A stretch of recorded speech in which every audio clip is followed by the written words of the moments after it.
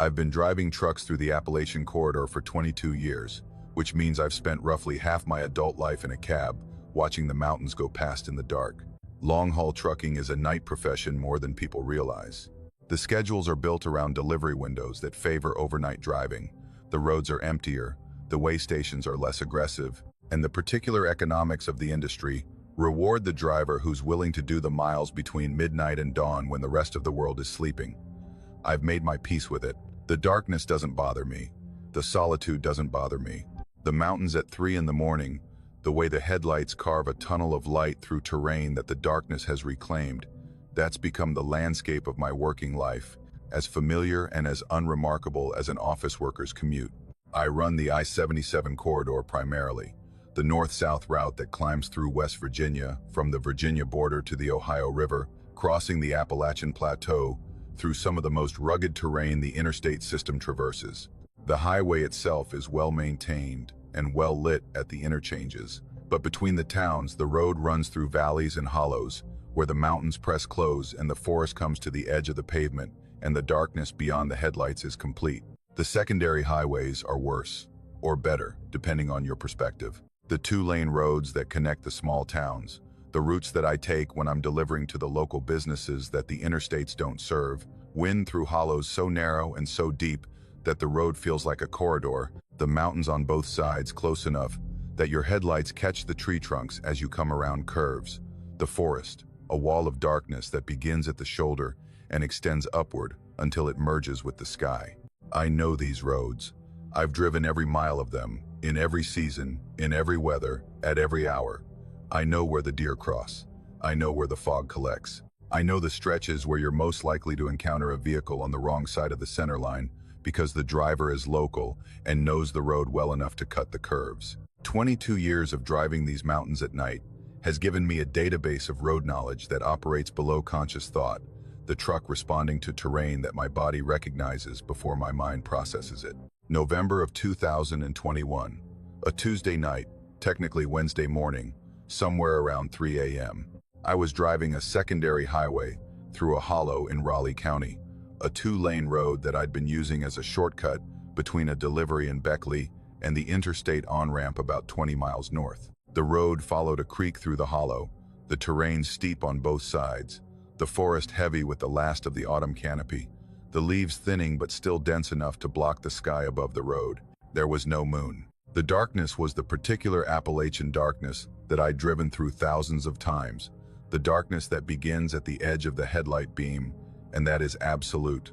I was running at about 45 miles per hour, the appropriate speed for that road, alert but not anxious, the particular state of sustained attention that experienced night drivers maintain, the body relaxed and the eyes scanning, and the brain processing the information that the headlights provide in the steady rhythm of a person doing familiar work. The road ahead was straight for about 300 yards, a rare stretch in a hollow where most of the road curves to follow the creek, and my headlights illuminated the pavement and the shoulder and the tree line on both sides with the reach that high beams provide on a straight road. Something stepped onto the road. From the right side, from the tree line, a single step that brought it from the darkness of the forest to the center of the pavement. One step. I need to describe what one step means in this context, because the distance from the tree line to the center of the road was approximately 8 feet, the width of the shoulder plus 1 lane, and whatever stepped onto the road covered that distance in a single stride, with a fluidity that suggested not a leap or a lunge but a normal walking step, the casual transfer of weight from one leg to the other that covers 8 feet the way my step covers 2, a scale of movement that implied a body far larger than anything that should be walking on 2 legs on a road in West Virginia. It was tall. My headlights caught it in profile as it completed its step into the center of the road, and the first thing I registered was the height. The road signs in West Virginia, the standard regulatory and warning signs, are mounted at 7 feet to the bottom of the sign face. This figure's head was above the sign height. I know because there was a curve warning sign on the right side of the road maybe 50 yards beyond the figure, and the figure's head was above the level of that sign. I processed this in the immediate, nonverbal way that the brain processes threats, the calculation happening faster than language, the number assembling itself, not from measurement, but from the visual relationship between the figure and a reference point whose height I knew. The figure was thin, not thin the way a tall person is thin, the proportional leanness that height sometimes produces. Disproportionately thin, the torso narrow, the limbs elongated beyond any human ratio, the arms hanging from shoulders that were narrow relative to the height, hanging down past the point where the knees should have been, the hands, if they were hands, reaching the lower thigh of a body that was already impossibly tall. The proportions were wrong in a way that the brain registered as a violation. The particular wrongness of something that is close enough to human to trigger recognition and different enough to trigger alarm. The legs were the worst part. The joints, the knees or the equivalent, articulated in a direction that was not forward as human knees articulate but slightly backward, the angle of a bird's leg or a dog's hind leg, the bend going the wrong way for an upright biped, creating a stance that should have been unstable but that the figure held with perfect balance, the weight distributed on feet that I couldn't see clearly, but that were planted on the road surface with the solidity of something that was comfortable standing on pavement and that had done so before. It stood in the center of the road. For 4 seconds, maybe 5, it stood there, illuminated in my headlights, from approximately 150 yards away, and closing at 45 miles per hour, which means I was covering about 66 feet per second, and the distance between us was shrinking rapidly. I did not brake. This is important, and I've thought about it many times since. My foot did not move to the brake pedal. The part of my brain that should have initiated a braking response did not activate, as if the system that governs self-preservation had assessed the situation and determined that stopping was not the correct response, that maintaining speed and distance was safer than slowing down and being closer to whatever was standing in my headlights. It took a second step, from the center of the road to the tree line on the left side, another 8 feet, another single stride that covered the distance with the same fluid, unhurried motion of the first step. The movement was smooth in a way that large bodies are not normally smooth. No sway, no wobble, no adjustment of the torso to compensate for the shifting weight, just a transfer from one impossibly long leg to the other, the backward bending joint, flexing and extending with the mechanical efficiency of a body that was designed for this exact motion. It disappeared into the tree line, not running, not hurrying, stepping into the forest the way it had stepped out of it, with the casual pace of something crossing a space that it considered its own, a space that happened to contain a road and a truck and a driver whose headlights had illuminated it for 5 seconds before it completed its crossing and returned to the darkness. I drove through the space where it had been standing. I couldn't help it. The math of speed and distance meant I reached the center of the road, where the figure had stood within about 2 seconds of its departure. As I passed through that space, I felt something that I have never been able to describe adequately. A change in the air, a density, the way the atmosphere feels different when you walk through a space that has recently been occupied by something large, a residual displacement that the air hasn't yet filled. The truck's headlights showed the road ahead, empty, the tree line on both sides, undisturbed, the hollow continuing its dark corridor into the mountains. I kept driving. I did not stop. I did not slow down. I drove the remaining 12 miles to the interstate at 45 miles per hour, with my hands tight on the wheel and my eyes scanning both tree lines with an intensity that had shifted from professional awareness to something more primal, the vigilance of an animal that has encountered a predator and that knows the predator is still in the area. I didn't report it. What would I report, and to whom? I saw something on the road that was 8 feet tall and walked on backward bending legs. The state police would have asked if I'd been drinking. The trucking company would have flagged my file for a drug test. There's no form for what I saw. There's no category in any official system that accommodates a figure that stands in the center of a 2-lane road in Raleigh County at 3 in the morning and crosses 15 feet of pavement in 2 steps on legs that articulate in the wrong direction. I started talking to other drivers. Carefully, the way you talk about things that you're not sure the other person will accept. I mentioned the road, the hollow, the time of night. I didn't describe what I'd seen. I just asked if anyone had seen anything unusual on that stretch. 3 drivers said yes. 3 out of maybe 20 that I asked over the following months. One described a tall shape crossing the road at night that he'd assumed was a deer standing on its hind legs, until he realized the proportions were wrong. One described something standing in the shoulder, vegetation that was too tall to be a person, and that turned its head to follow his truck as he passed. The third described exactly what I'd seen. The step from the tree line, the pause in the center of the road, the second step into the opposite tree line, the backward bending legs, the height above the road signs. He'd seen it on the same stretch. Different year, different month, but the same hollow, the same two-lane road, the same 3 a.m. darkness. He described the arms hanging past the knees and the impossible thinness in the legs that bent the wrong way, and the particular quality of the movement, the unhurried fluidity of something that was not afraid of the truck or the lights or anything else on the road. Something crosses that road, in that hollow, on that stretch, in the hours between midnight and dawn when the traffic thins to nothing, and the road belongs to whatever uses it when humans aren't watching. Something tall and thin and wrong that steps out of the tree line on one side and crosses to the other with a stride that covers 8 feet and a pace that suggests no fear and no urgency and no concern that a truck with headlights and a driver is bearing down at 45 miles per hour. It crosses the road because the road crosses its territory, and the road is a temporary inconvenience in a landscape that belongs to whatever has been living in these hollows since before the roads were built, and that will be living in them after the roads are gone. I still drive that stretch. Every few weeks, on the late-night runs, I come through that hollow at 3 in the morning with my high beams on and my eyes on the tree line and the particular tension of a man who has seen something that the road wasn't supposed to show him and that he can never unsee. And every time I come around the curve into that straight section and my headlights reach out 200 yards into the hollow, I look for it. The tall shape, the backward legs, the step. I haven't seen it again.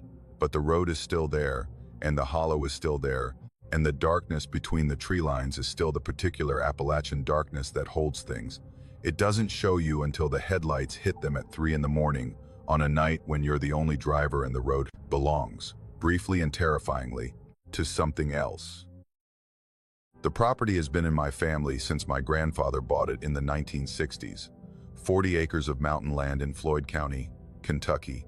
A piece of terrain so steep and so heavily forested that the only flat ground on the entire parcel is the narrow strip along the creek where my grandfather built the house and where 3 generations of my family have lived since. The creek is the spine of the property, running through a valley that's barely wide enough to deserve the word, the ridges on both sides climbing steeply from the water's edge to heights that block the sky in summer, and that in winter, when the leaves are down, show as dark walls of timber that define the limits of the world we inhabit. I grew up on this property. I learned to walk on the creek bank, and I learned to swim in the pool below the big rock, and I learned to hunt and fish and read the forest the way mountain children learn these things, not through instruction but through immersion, the knowledge accumulating the way silt accumulates in a creek bend, gradually, continuously, without any single moment of deposition that you could point to and say, that's when I learned it.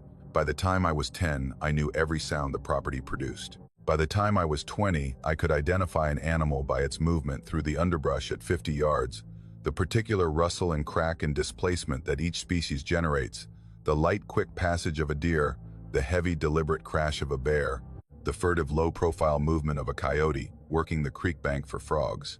The creek is the highway. Every animal on the property uses it, the way animals use water and terrain where the ridges are too steep and the forest too dense for easy travel on the slopes. The creek bed is gravel and smooth stone, relatively flat, running with 6 inches of water in summer and a foot or more in spring, and the path along the creek is the route that everything follows, deer coming down to drink and staying to travel, coyotes working the banks at night, the occasional bear moving through on its way to somewhere else.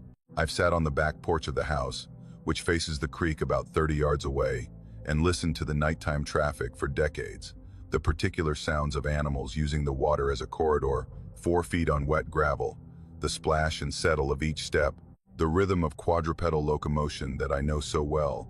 I can identify the species by the cadence alone. August of 2022. A Wednesday night, hot, the kind of August heat that the mountains of eastern Kentucky produce when the humidity sits in the valleys like water and the temperature doesn't drop below 80 even at midnight, and the air is so thick with moisture that the sounds of the creek and the insects seem amplified, thickened, carrying through the heavy air with a clarity that cooler nights don't provide. I was on the back porch around midnight, unable to sleep, sitting in the chair that my grandfather had positioned so it faced the creek and the ridge beyond. The chair where he'd sat every evening of his life, and where my father had sat after him and where I sit now.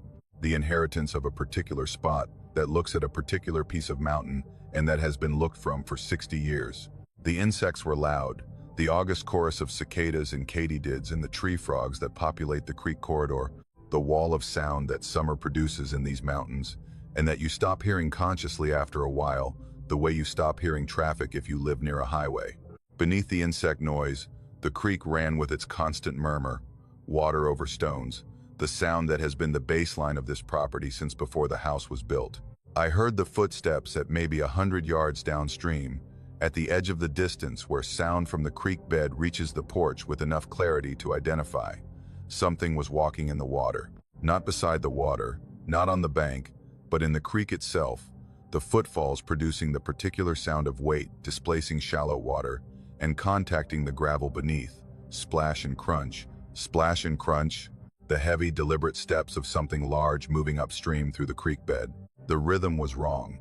I registered it immediately, the way you register a wrong note in a familiar song, the disruption arriving in the brain before the analysis that explains it.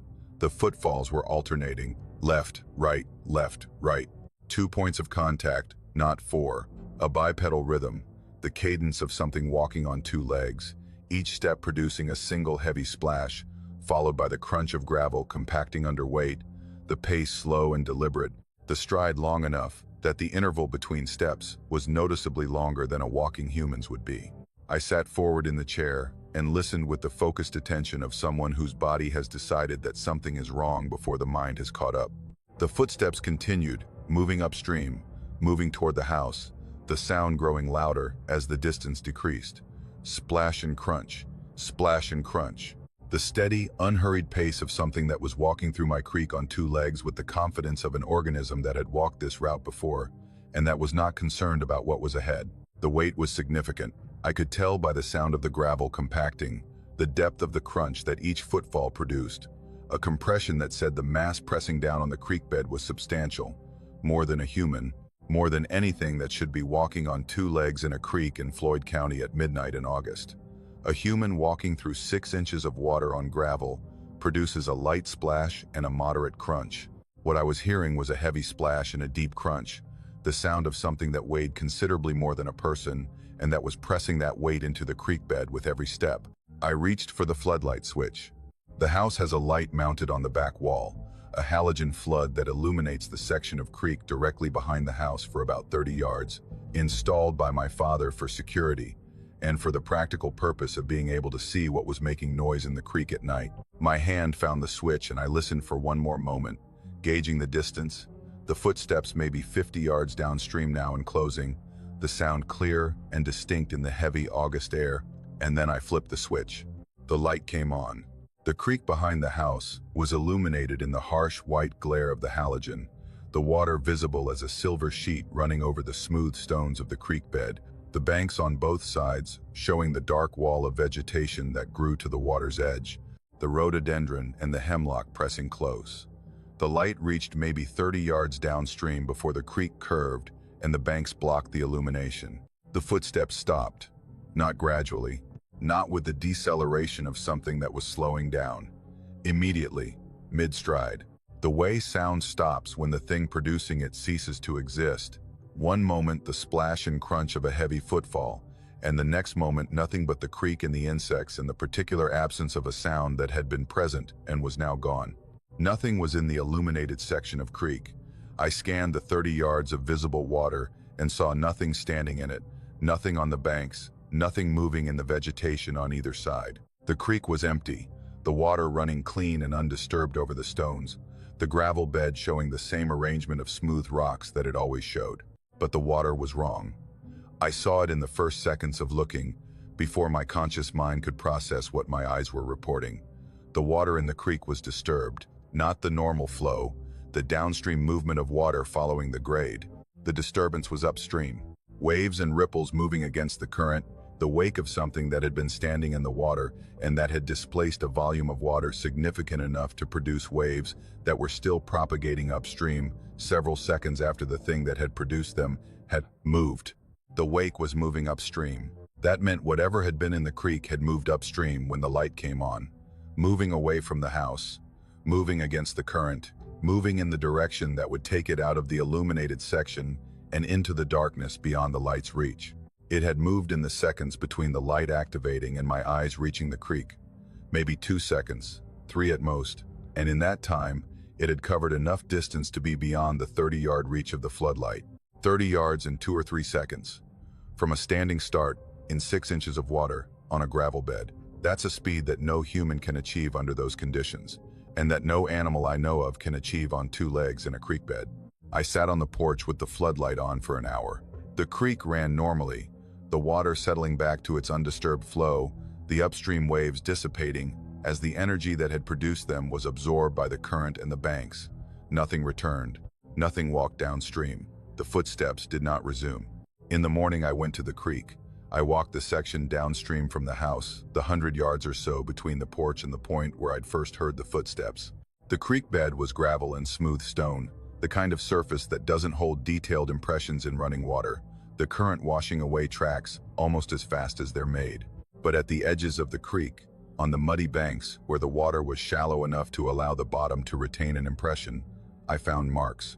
Depressions in the mud, at the water's edge, where something had stepped close enough to the bank that its foot had pressed into the soft ground at the creek's margin.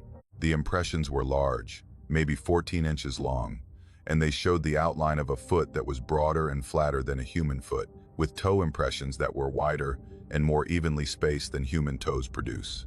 The impressions were deep, the depth suggesting weight that compressed the mud well beyond what a human foot would produce.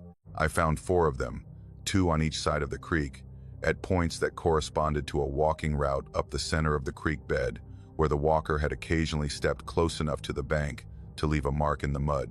I measured them, I photographed them. I stood in the creek bed where something had walked on 2 legs the night before, and I looked upstream toward the darkness where it had gone, and I looked downstream toward the house where I'd been sitting, and I calculated the distance, and the speed, and the weight, and I arrived at numbers that didn't correspond to anything that should be walking through a creek in Floyd County, Kentucky. I've heard the footsteps twice more since August. Both times at night, both times the same bipedal rhythm, the same heavy splash and crunch of something large walking upstream through the creek bed. Both times I've turned on the floodlight. Both times the footsteps have stopped immediately, and the illuminated section of creek has shown nothing except the upstream wake of something that moved out of the light faster than anything on 2 legs should be able to move in. Water. I don't go to the creek at night anymore. I sit on the porch and I listen the way I've listened my entire life, to the water and the insects and the particular nighttime vocabulary of a property that I know better than any place on earth. And sometimes, in the heavy air of a summer midnight, I hear it, the splash and crunch, the 2-legged rhythm, the slow, heavy, confident steps of something walking through my creek, moving upstream toward the house and then past it, using the water as a corridor the way everything else uses it, the highway through the mountains that my family has lived beside for 3 generations.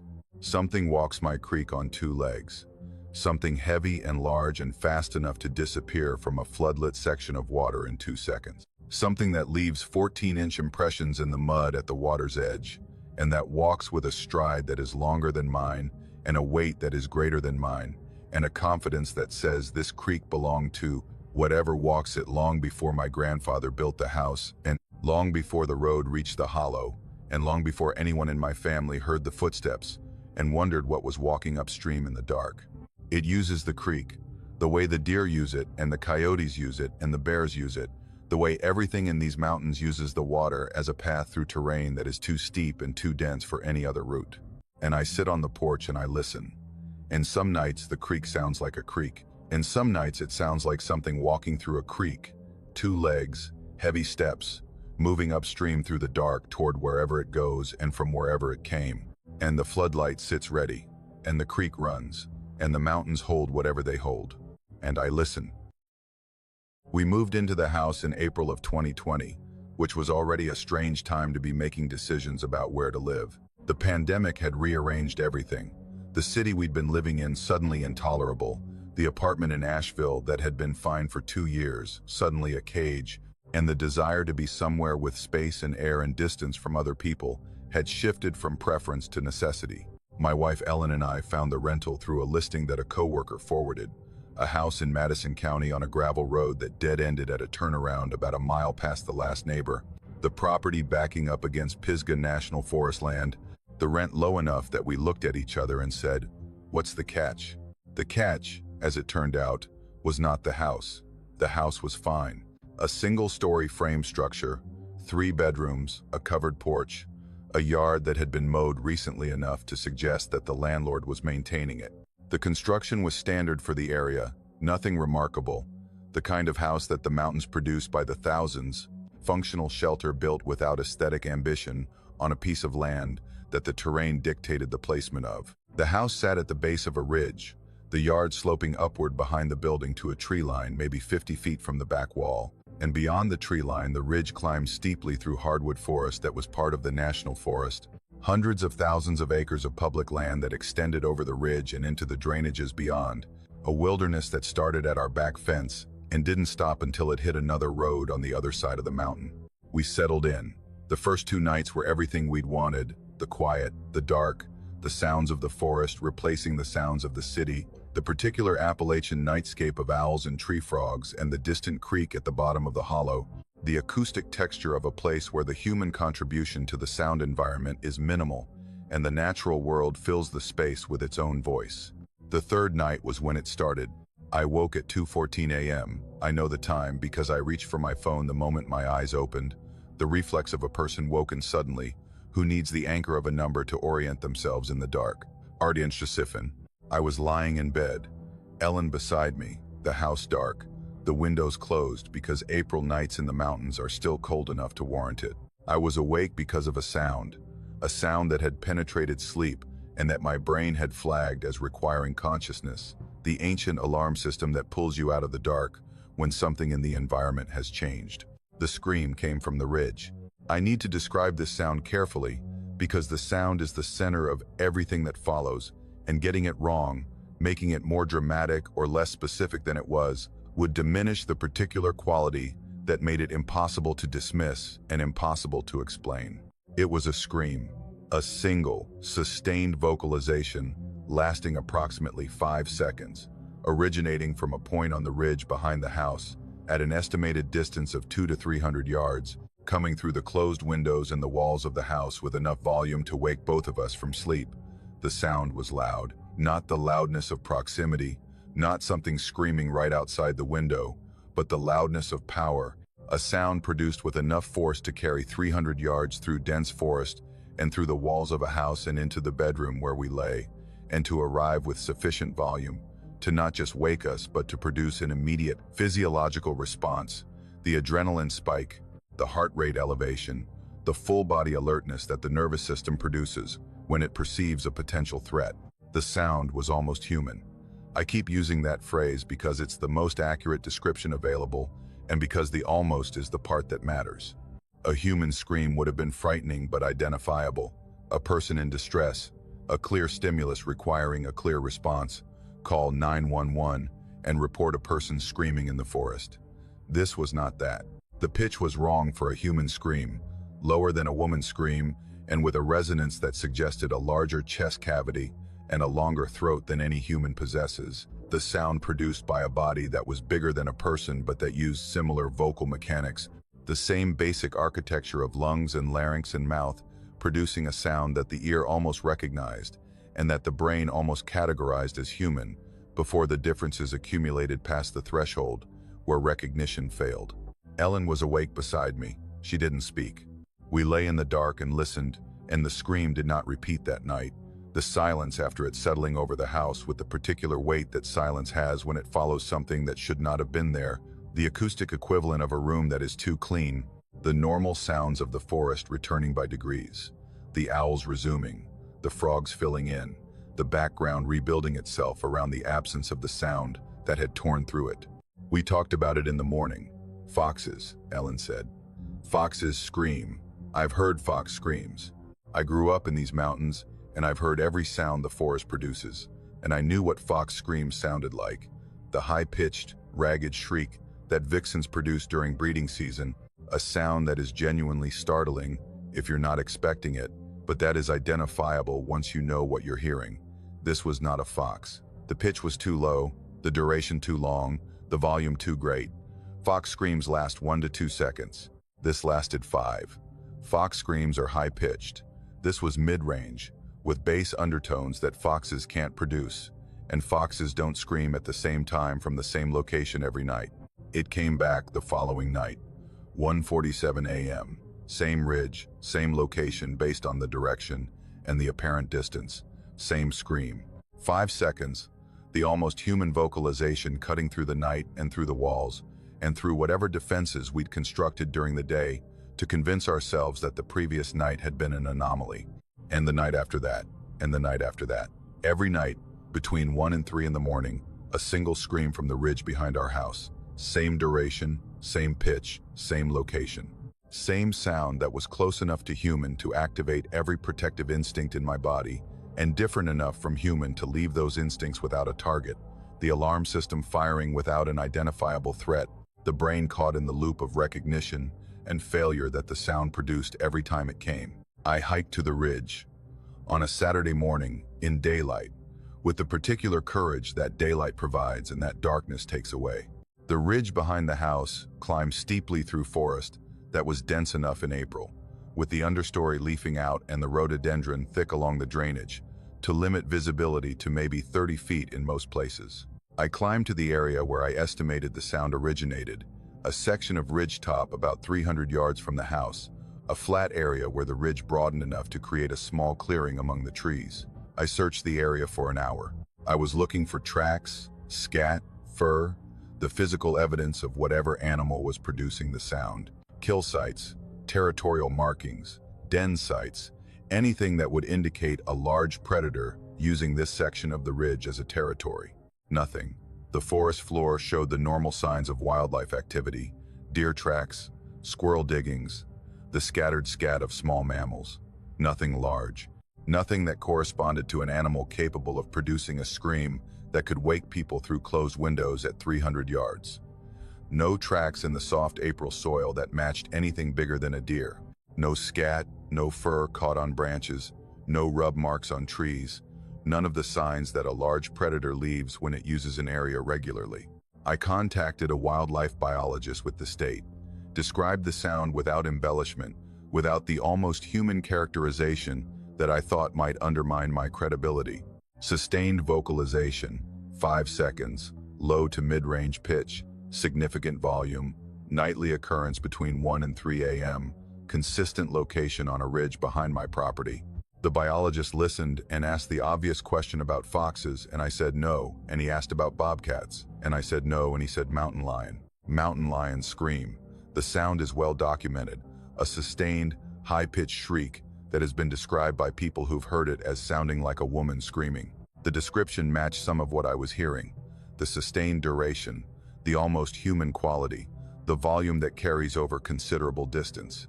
But the North Carolina Wildlife Resources Commission maintains that there is no breeding population of mountain lions in the state. Individual animals, dispersers from western populations, occasionally pass through, but the likelihood of a resident mountain lion on a ridge in Madison County producing a nightly vocalization was, according to the biologist, extremely low. I pulled up mountain lion vocalizations on audio databases. I listened to recordings from verified mountain lion populations in the western states, recordings that had been authenticated by wildlife researchers. The sound was similar in the way that a trumpet is similar to a human voice. The same general category, the same basic mechanism, but the specific quality was wrong. The mountain lion screams were higher pitched, more ragged, less sustained.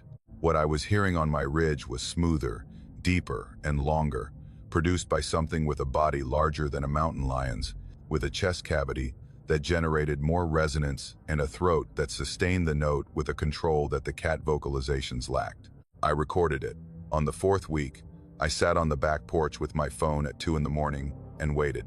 The scream came at 2:23, from the ridge, 5 seconds, and I held the phone toward the sound and captured it. The recording was degraded by distance and by the phone's microphone limitations. But the sound was there, recognizable, the same scream that had been waking us nightly. compressed into a digital file that I could play back and analyze, and send to the biologist and post on wildlife forums, and share with anyone who might be able to identify it. No one could. The biologist listened to the recording and said he couldn't make a definitive identification. The wildlife forum users suggested mountain lion, fox, bobcat, barn owl, and human, the standard roster of explanations for unidentified screams in the Appalachian Mountains. None of them matched. Every suggestion failed on at least one characteristic: too high-pitched, too short, too ragged, too obviously not what the recording contained. We lived with it for 8 months. 8 months of nightly screams from the ridge behind our house, the sound arriving between 1 and 3 a.m. with a consistency that became its own kind of torture, not because the sound itself was unbearable, but because the anticipation of it was. We'd lie in bed waiting for it, our bodies tensed against the coming sound. The sleep that should have been restful converted into a vigil, the night divided into before the scream and after the scream, every night for 8 months. We moved in December. Not because of the screaming alone, though the screaming was sufficient. We moved because of what the screaming represented, the presence of something on the ridge behind our house that came every night and produced a sound that nobody could identify and that no investigation could explain, something that used our ridge as a territory and that vocalized from it with the regularity of a behavior that was embedded, habitual, the nightly expression of an organism that had been doing this for longer than we'd been living there, and that would continue doing it after we left. I drove past the house last fall. The road, the gravel, the turnaround, the house at the base of the ridge. Someone else lives there now, a truck in the driveway, lights in the windows, the house occupied by people who may or may not be lying in bed at 2 in the morning, listening to a sound from the ridge that they can't identify and that nobody can explain. I wonder if they hear it. I wonder if it still comes. Every night, the same ridge, the same time, the same 5-second scream that is almost human and that isn't human and that exists in the space between recognition and incomprehension, where the brain reaches for a category and finds nothing. Something lives on that ridge, something large enough to produce a sound that carries 300 yards through forest and through walls. Something that vocalizes nightly with the habitual regularity of an organism performing a territorial display or a mating call or some other biological function that I can't identify because the organism that performs it doesn't exist in any database or any field guide or any category that the science of wildlife management has constructed. It screams every night on a ridge in Madison County, North Carolina, and nobody knows what it is. And the ridge keeps it secret, the way these mountains have been keeping secrets since before the people who named them arrived and since before the science that should explain them was invented. And the scream continues. In the dark, on the ridge, at 2 in the morning, the sound that is almost human and that isn't human, and that the mountains hold the way they hold everything, patiently, without explanation, in the particular darkness that only the Appalachians produce. We live at the end of a road that the county stopped maintaining sometime in the 1990s, a gravel track that branches off a secondary highway about 6 miles from the nearest town in Greene County, Tennessee, and that climbs through the foothills of the Appalachian Mountains for about 2 miles before it reaches our property. The last half mile is ours, the road crossing our land and ending at a turnaround in front of the house, and beyond the house the forest begins, the mixed hardwood and hemlock of the southern Appalachian foothills, extending up the ridge and over and down the other side, into a drainage that connects to national forest land that goes on for miles, without a road or a structure or any sign that people have been there in living memory. We chose this place for the isolation. My wife Rachel and I and our daughter Lily, who was 7 in October of 2022, living on 10 acres at the end of a road that nobody drives unless they're coming to see us, surrounded by forest on 3 sides, the nearest neighbor a mile away, and not the kind of neighbor who drops by unannounced. The isolation was the point. Rachel and I had both grown up in these mountains, and we wanted Lily to grow up in them too, to have the particular childhood that the mountains provide, the freedom to explore, and the space to be loud, and the kind of relationship with the natural world that you can't develop in a subdivision.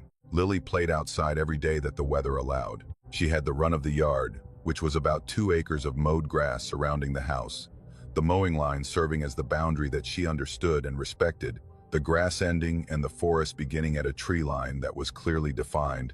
the mowed yard stopping where the trees started, the visual demarcation between her world and the woods that she was allowed to explore with us, but not alone.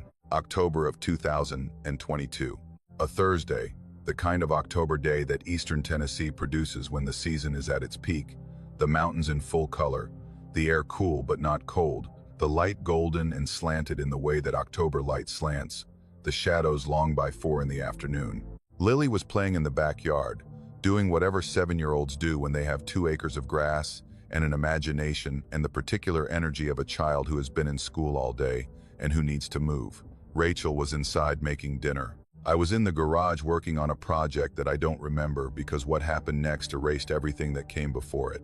Lily came inside at about 5:30 when the light was going, the October dusk, moving fast the way it does in the mountains, where the ridges cut the sunlight early and the hollows fill with shadow before the sky is fully dark. She came through the back door, and she was not running, not crying, not exhibiting the distress signals that children produce when they're frightened. She was calm in a way that was itself alarming, the particular stillness of a child who has experienced something that has gone past fear into a quieter, more serious place. She said someone was calling her name from the woods.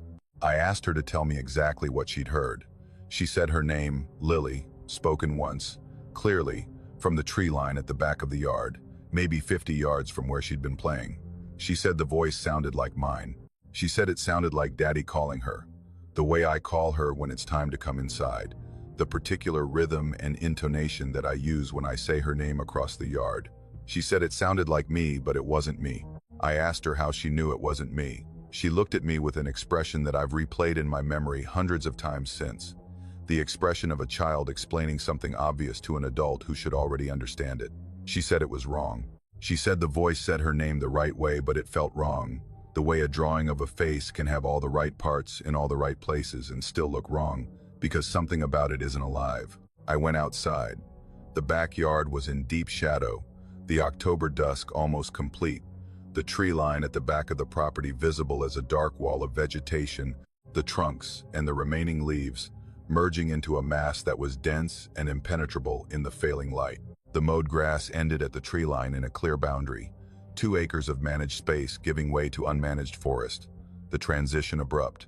I stood at the edge of the yard, maybe 20 feet from the tree line, and I listened. The forest was producing its evening sounds, the particular shift that happens at dusk, when the daytime species go quiet and the nighttime species begin, the transitional period when the acoustic environment is sparse and every sound is distinct. Crickets, a distant owl warming up, the rustle of something small in the leaf litter, nothing that sounded like a voice.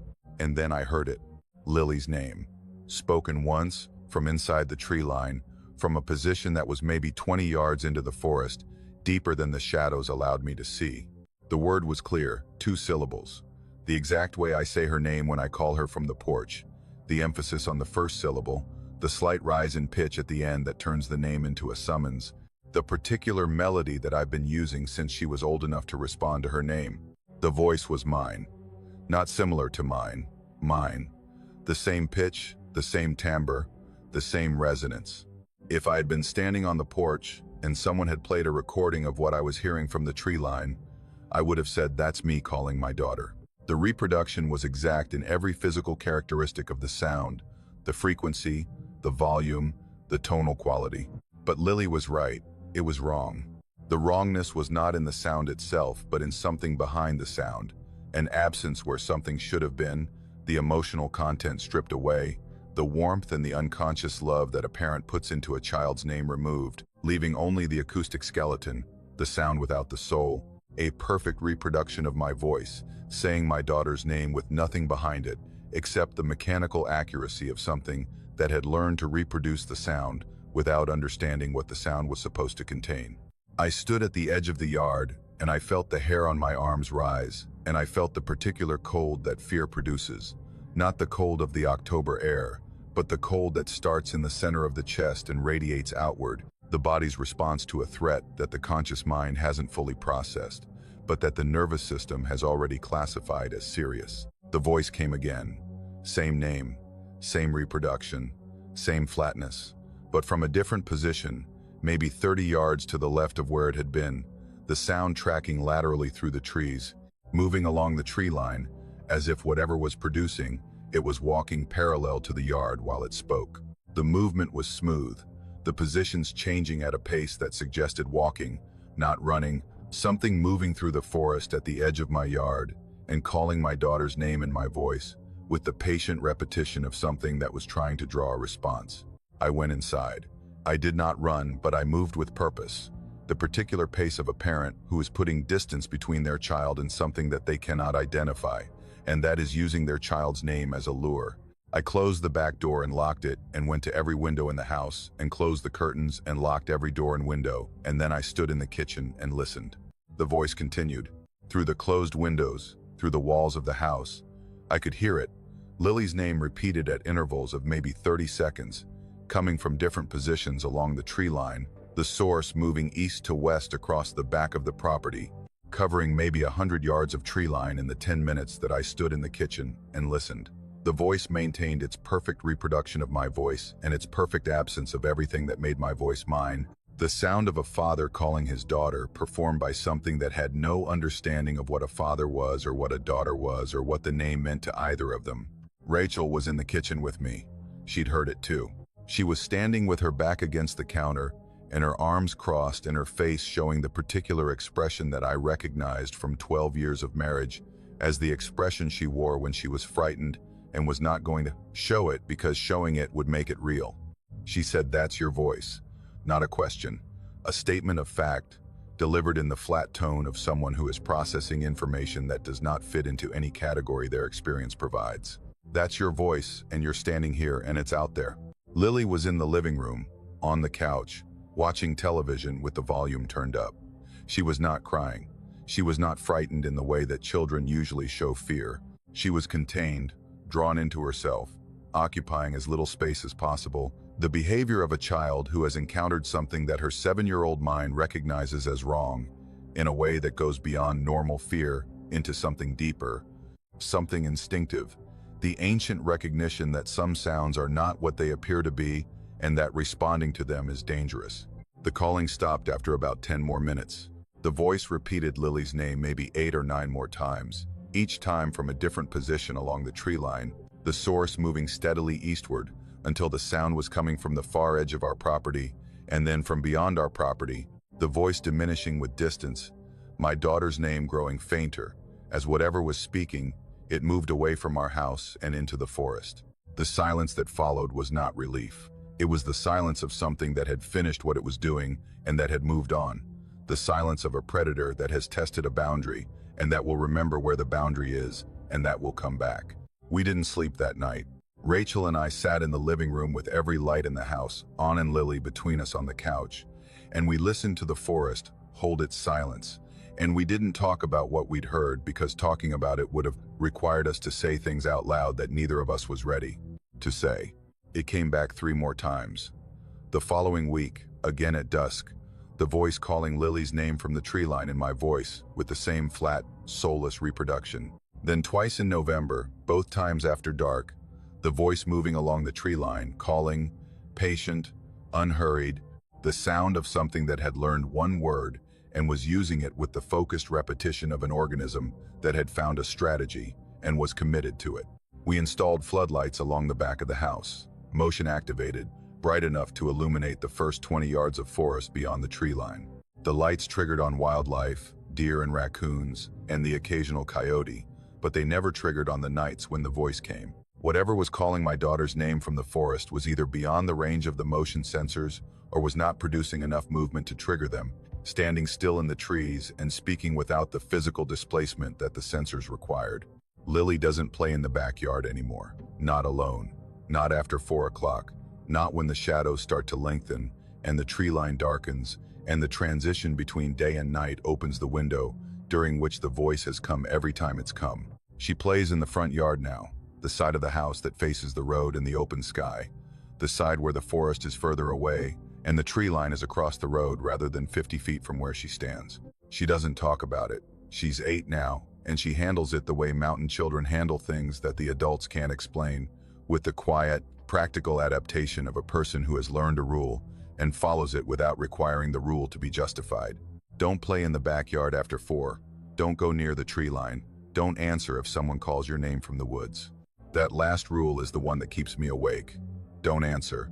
Because the voice was mine, and the name was hers, and the combination of those two things, a father's voice calling a daughter's name from the edge of the forest at dusk, is exactly the kind of sound that a 7-year-old would walk toward, would trust, would follow into the tree line and the shadows in the forest beyond, because the voice belonged to her father, and her father would never call her toward anything dangerous. And something in the woods knew that. Something had listened to me call my daughter's name across the yard, had heard the specific way I said it, the rhythm and the pitch and the melody that 12 years of parenthood had made automatic, and had reproduced it with an accuracy that would have fooled anyone who wasn't close enough to feel the absence behind the sound. It learned my voice, it used my daughter's name, and it called from the darkness with the patience of something that had used this strategy before, and that knew, from experience, that children come when their parents call. And the only reason my daughter didn't walk to the tree line that first evening is that she felt the wrongness. At 7 years old, standing in the yard in the October dusk, she felt what the voice was missing, and she walked away from it and came inside and told me that someone was calling her name and that it sounded like me but wasn't me. She knew. At 7, she knew that the voice in the woods was a copy and not the original, and she trusted her instinct over her ears, and she came inside. And I think about the children who didn't, the ones who heard their name in a voice they trusted, and who walked toward it, into the tree line, into the shadows, into whatever was waiting in the forest with a borrowed voice and a patience that suggests it has been doing this for a very long time. I've been guiding hunts in the mountains of Southwest Virginia for 18 years, working the George Washington National Forest and the private lands that border it in Bath and Highland and Allegheny counties, the section of the Allegheny Mountains where Virginia reaches its highest elevations, and the terrain is as rugged as anything in the Appalachian chain. The work is seasonal, bear and deer and turkey, but the scouting is year-round, and the scouting is where the real knowledge accumulates, the thousands of hours spent walking the same drainages and ridges in every season, learning the terrain and the animals that use it with the intimacy that only repetition provides. I know where the bears den, I know where the bucks bed. I know the travel corridors and the feeding areas and the water sources and the particular logic of animal movement through terrain that the animals know better than I do, and that I've spent 18 years trying to know as well as they do. Tracking is the foundation of everything I do, not the romantic, Hollywood version of tracking where the guide kneels beside a single scuffed leaf and announces that the quarry passed this way 3 hours ago. Real tracking is systematic and patient and based on the accumulated knowledge of what tracks look like in different substrates under different conditions at different times of year. I know what a whitetail's track looks like in mud versus snow versus leaf litter. I know the difference between a black bear's front foot and its rear foot, and I can estimate the bear's weight from the depth and spread of the print. I know bobcat from coyote, from fox, from domestic dog, and I can age a track to within 12 hours based on the condition of the edges and the moisture content, and the degree to which leaf fall or precipitation has altered the print since it was made. In 18 years, I've tracked everything these mountains produce.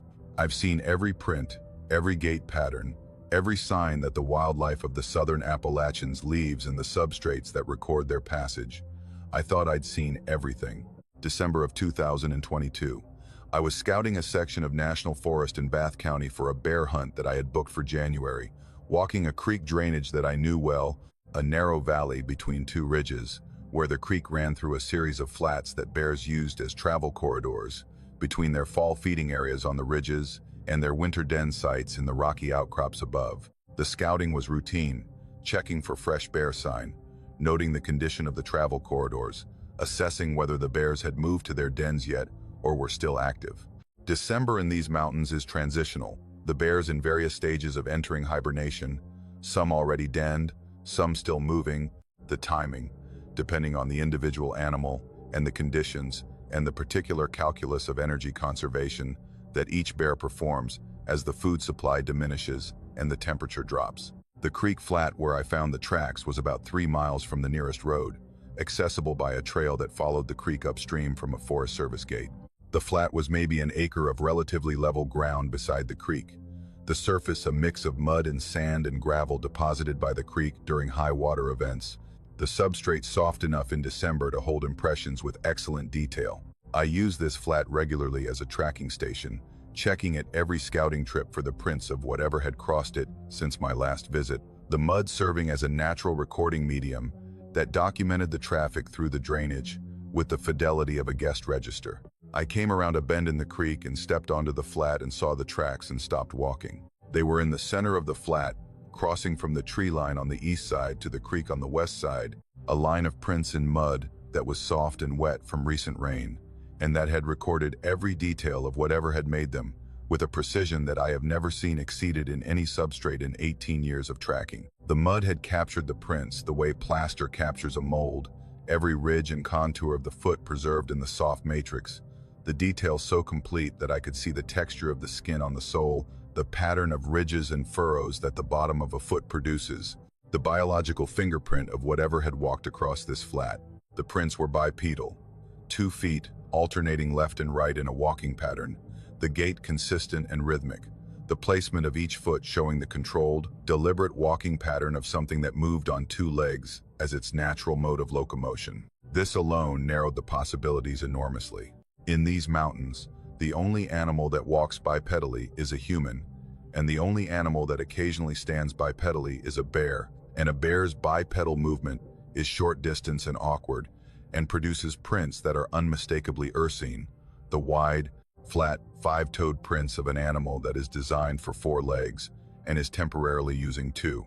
These were not bear prints, and they were not human prints. They were approximately 14 inches long. I measured them with the tape I carry, placing the 0 at the back of the heel and extending to the tip of the longest toe. 14 inches.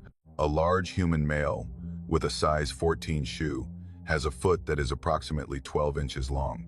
These prints were 2 inches longer than the largest common human foot, and they were proportioned differently, wider at the forefoot than a human foot, the width approximately 6 inches across the ball, creating a ratio of length to width that was different from the human ratio, in a way that suggested a different biomechanical design, a foot built for a different purpose than the purpose that human feet evolved for. The toes were the most striking feature. 5 toes, like a human foot, but longer than human toes, each one showing clearly in the mud as a distinct digit with visible joints and a rounded tip. The toes were arranged in a more even arc than human toes. The big toe, not offset to the medial side, the way a human big toe is, not the specialized weight-bearing structure that human feet develop for bipedal walking, but aligned with the other toes in a smooth curve that suggested a foot designed for gripping, for wrapping around surfaces, for the kind of prehensile function that human feet lost when we came down from the trees and started walking on flat ground. The heel was narrow, much narrower than the forefoot, tapering from the wide ball of the foot to a point that was maybe 2 inches across at the back. The heel impression was shallow, barely contacting the mud, the weight concentrated on the forefoot and the toes, the walking pattern of something that moved on the front of its feet rather than the heel-to-toe rolling gait that humans use. The depth differential was significant. The toe area pressed maybe 1.5 inches into the mud, while the heel barely dented the surface, a weight distribution that was fundamentally different from human walking, and that suggested a locomotion style that was more like a constant state of being on tiptoe, the body's weight carried forward, the heel touching down as a stabilizer rather than a primary contact point.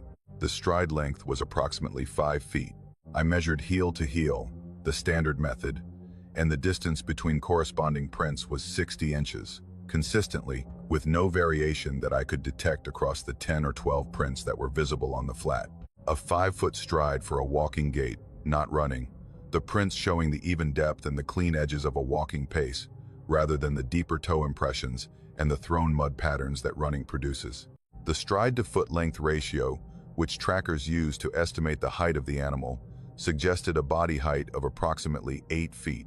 The calculation is not precise. It's an estimate based on proportional relationships that vary between species, but the ratio was consistent with something that was significantly taller than any human, and that walked with a stride that covered 5 feet per step at a casual walking pace.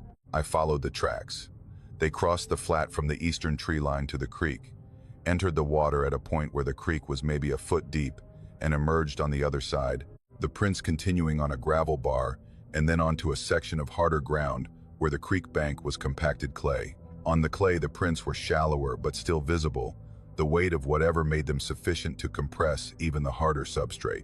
The tracks continued along the creek for maybe a quarter mile, the prints appearing in every soft spot, in every patch of mud and sand, consistent in size and stride, and the particular characteristics that I'd noted on the flat, the long toes and the narrow heel and the forward weight distribution. At the quarter-mile mark, the creek entered a section of rocky ground where the banks were sandstone and the substrate didn't hold prints. The tracks ended. I searched upstream and downstream, and on both banks, and found no continuation. Whatever had been walking along my creek had entered the rocky section and had either continued on a surface that didn't record its passage or had left the creek bottom for the forest, where the leaf litter and the frozen ground of December wouldn't hold impressions of anything short of a bulldozer. I went back to the flat. I photographed every print from multiple angles, using my pack frame as a scale reference, documenting the size and the detail and the stride length with the thoroughness of someone who has found something that they know they will need to prove and that they know will not be easily believed. I took over 60 photographs, each one showing the prints in the soft mud with the precision that the substrate had provided.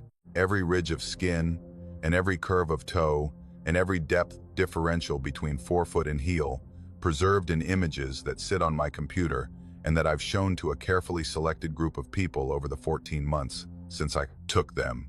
I cast 2 of the prints. I carry plaster of Paris in my pack for exactly this purpose, the tracking tradition of preserving exceptional prints in a medium that captures the detail permanently. I mixed the plaster creekside and poured it into the 2 clearest prints and waited 30 minutes for it to set and lifted the casts from the mud and wrapped them in cloth and carried them out in my pack. The casts sit on my desk in my office.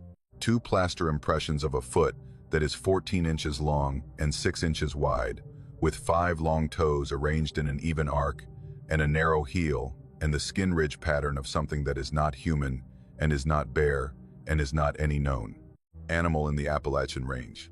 I've shown them to 3 wildlife biologists. Each one examined the casts with the professional attention that their training demands, measuring, comparing, consulting reference materials, applying the analytical framework that their field provides for identifying unknown tracks. Each one arrived at the same conclusion, which was no conclusion at all. The casts don't match. They don't match human. They don't match bear. They don't match any species in any database that any of the 3 biologists could access. And one of them accessed the Smithsonian's comparative collection, which is the most comprehensive repository of mammalian foot morphology in the world. Something walked along my creek in December of 2022 that is not in any database. Something with 5-toed, 14-inch feet and a 5-foot stride and an estimated height of 8 feet. Something that walked on 2 legs with a forward-weighted gait and toes designed for gripping and a body heavy enough to press prints 1.5 inches deep into soft mud. I've been back to that flat every month since. I've checked the mud for new prints with the focused attention of someone who knows what he found and who needs to find it again, the need driven not by the desire for proof, but by the need to understand what is living in these mountains that the science of wildlife management hasn't cataloged and that the tracking manuals don't contain. I haven't found the prints again. 14 months of monthly checks and the flat shows deer and bear and coyote and turkey and the occasional hiker and nothing else. Whatever crossed that flat in December left its prints in the mud and continued on its way through the drainage and over the ridge and into the vast wilderness of the George Washington National Forest, where 1 million acres of mountain terrain provides enough space for something to live and move, exist without ever crossing a mudflat at the right time, to leave its signature for a guide who happened to be scouting the same drainage on the right December morning. The casts sit on my desk, 14 inches long, 5 toes in an even arc, a narrow heel. The skin ridges of something that is alive and that walks on 2 legs, and that was in my drainage on a December morning, and that left evidence of its existence in the soft mud of a creek flat in the mountains of Southwest Virginia. I pick them up sometimes. I hold them and I feel the weight of the plaster, and I look at the detail, the ridges and the contours, and the particular anatomy of a foot that doesn't exist in any field guide. And I think about what walked through my drainage that morning, how tall it was, how heavy, how close it passed to the trail I walk every month, how many times it might have been there before, On mornings when the mud was frozen, or the rain had washed the prints away, or I simply wasn't there to see them. The casts are real, the prints were real, and something in these mountains is walking on feet that no one can identify, leaving tracks that no database contains, moving through terrain that I've spent 18 years learning, and that still holds things I've never seen, and that the science I trust has no explanation for. It was there, in the mud, in the mountains, walking the creek, the way I walked the creek, using the same drainage for travel, following the water through the terrain, the way every large animal follows the water.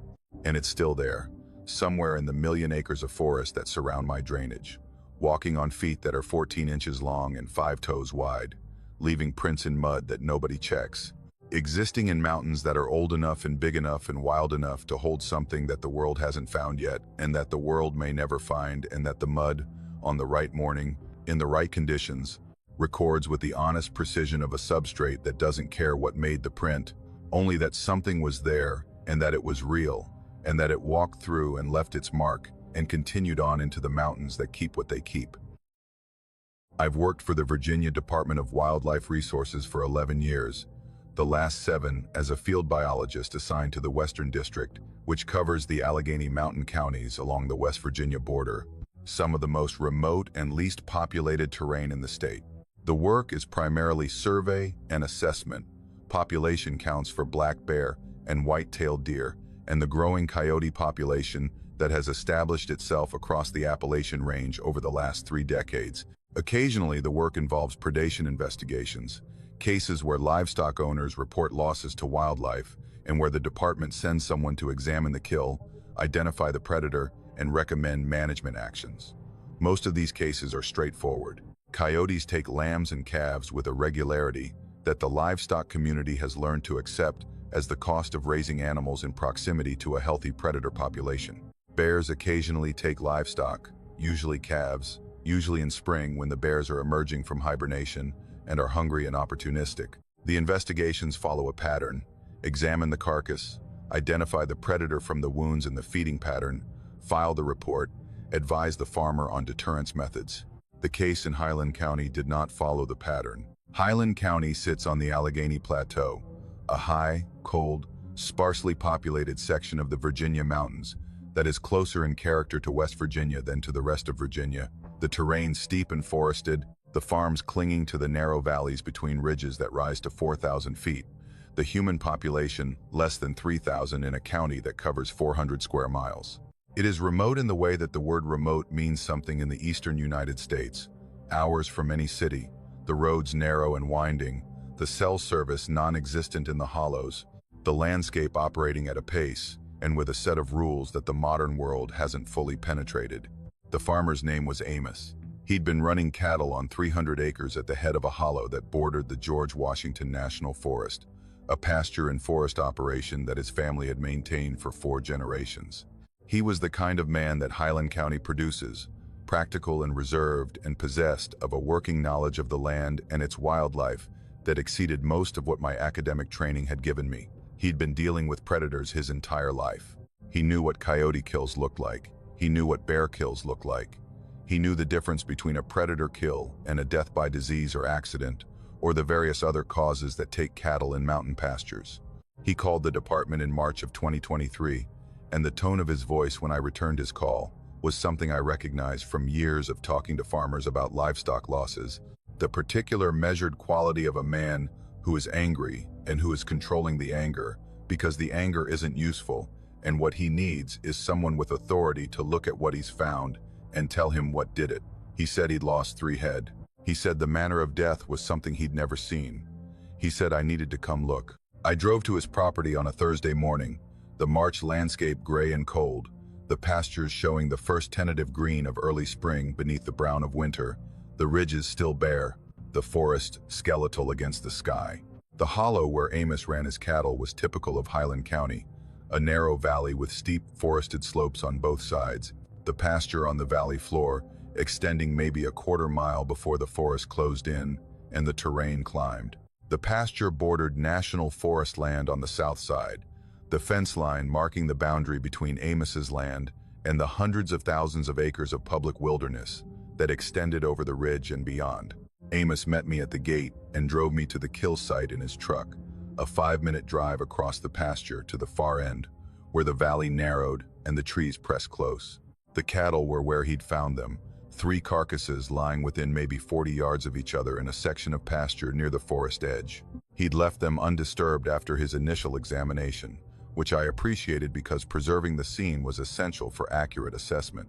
The first thing I noticed was the distribution.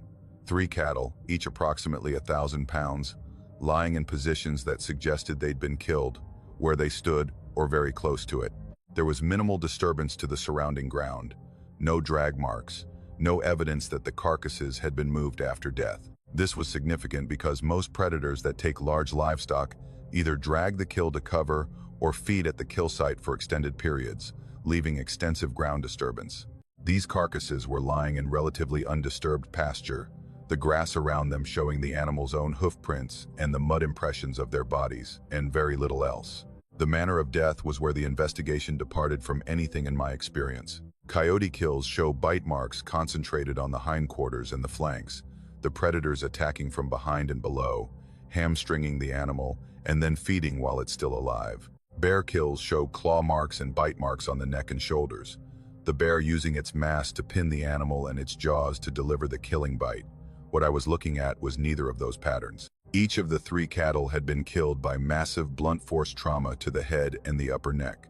The skulls were fractured, not cracked, not showing the hairline breaks that a fall might produce. Fractured, the bones shattered in patterns that I associated with high-energy impact, the kind of damage you see in vehicle collisions or industrial accidents, the kind of force that the biological world doesn't normally produce.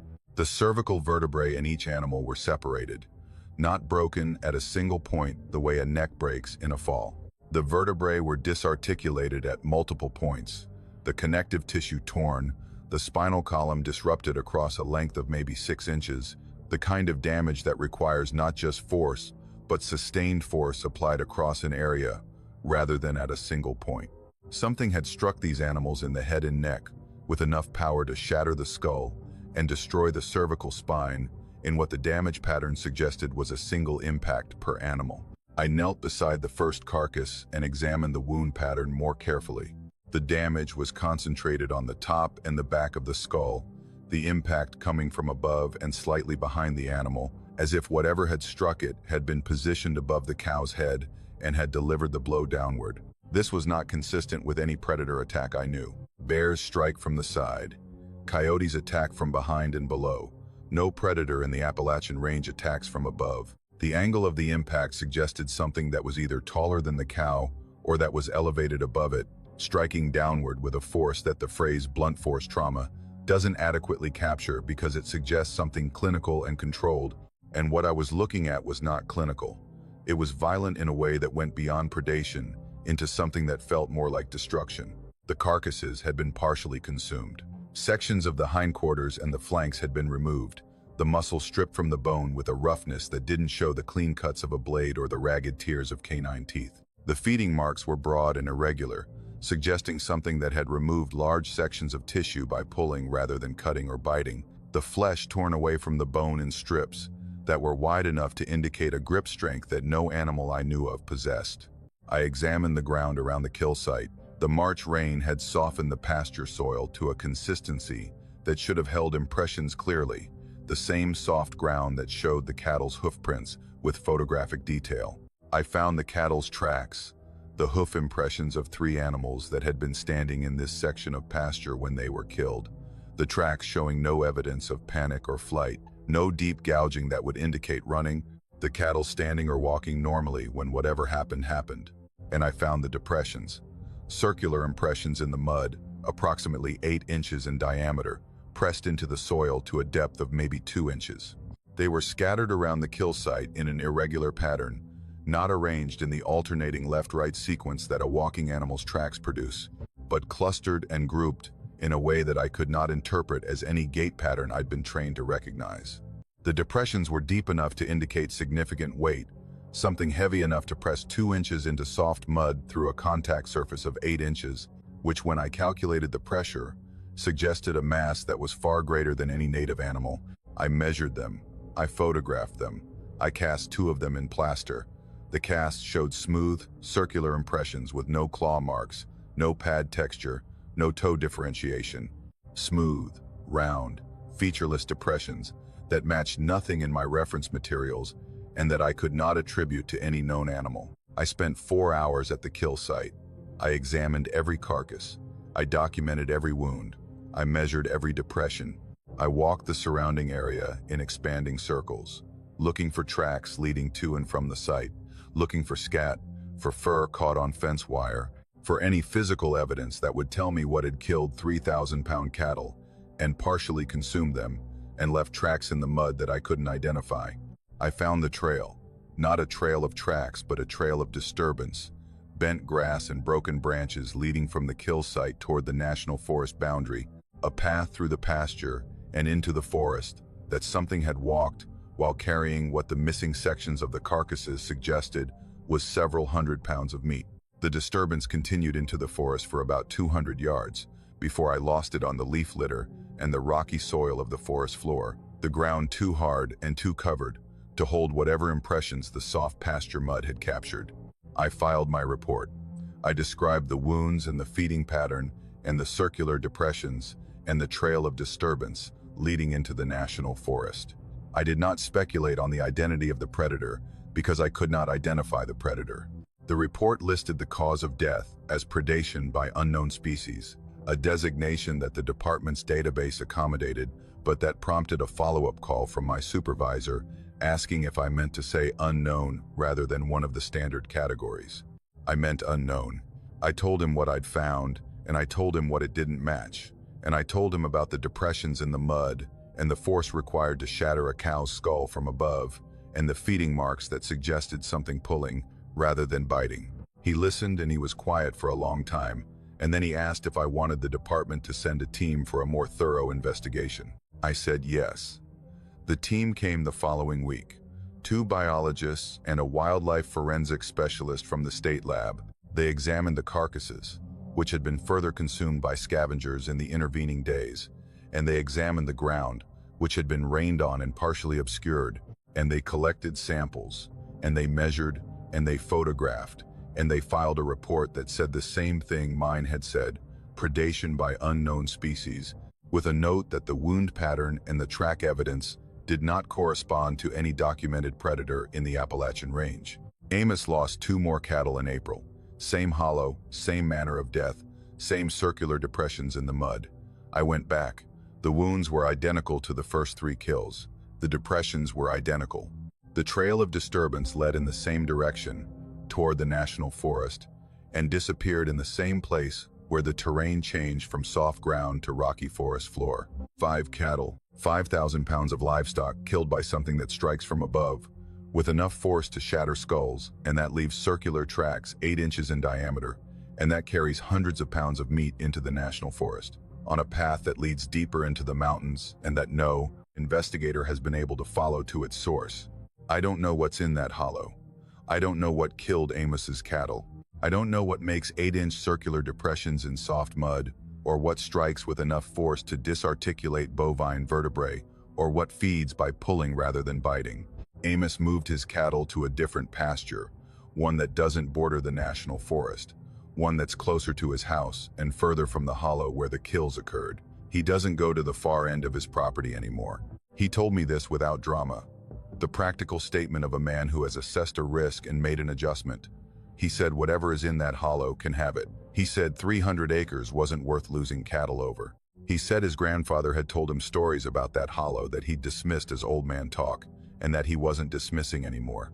I asked what stories. He looked at me the way mountain people look at outsiders who ask questions about things that have been understood locally for generations and that the official world doesn't have categories for. He said his grandfather said something lived in the back of that hollow that had been there since before the family settled the land. He said his grandfather called it the thing in the rocks, and he said his grandfather had lost cattle to it too, and his great-grandfather before that, and that every generation of his family had learned the same lesson that Amos was learning now. Don't pasture near the forest edge at the back of the hollow. Don't go up there after dark. And don't look for whatever makes the marks in the mud, because finding it would be worse than not finding it. The hollow is quiet now. Amos's cattle graze in the lower pasture, closer to the house. The far end of the valley, where the forest presses close and the terrain narrows, stands empty, the grass growing unchecked, the fence line sagging, where nobody repairs it because nobody goes there. And in the mud, when the spring rains soften the ground, the depressions appear, 8 inches across, 2 inches deep, spaced 6 feet apart in patterns that don't match any gate. Something still walks through that hollow, crossing Amos's empty pasture in the dark, leaving the only evidence of its passage that the soft ground can record. I have the plaster casts on my desk, smooth, round, featureless. The tracks of something that the science I've spent my career practicing doesn't have a name for, and the hollow holds what it holds, the way it always has.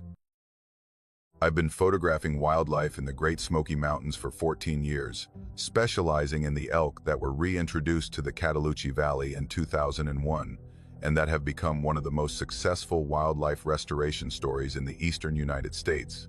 The work is seasonal, concentrated in September and October during the rut, the breeding season when the bull elk bugle and spar and perform the dramatic displays that make for compelling photographs and that draw hundreds of visitors to the valley every day during peak season.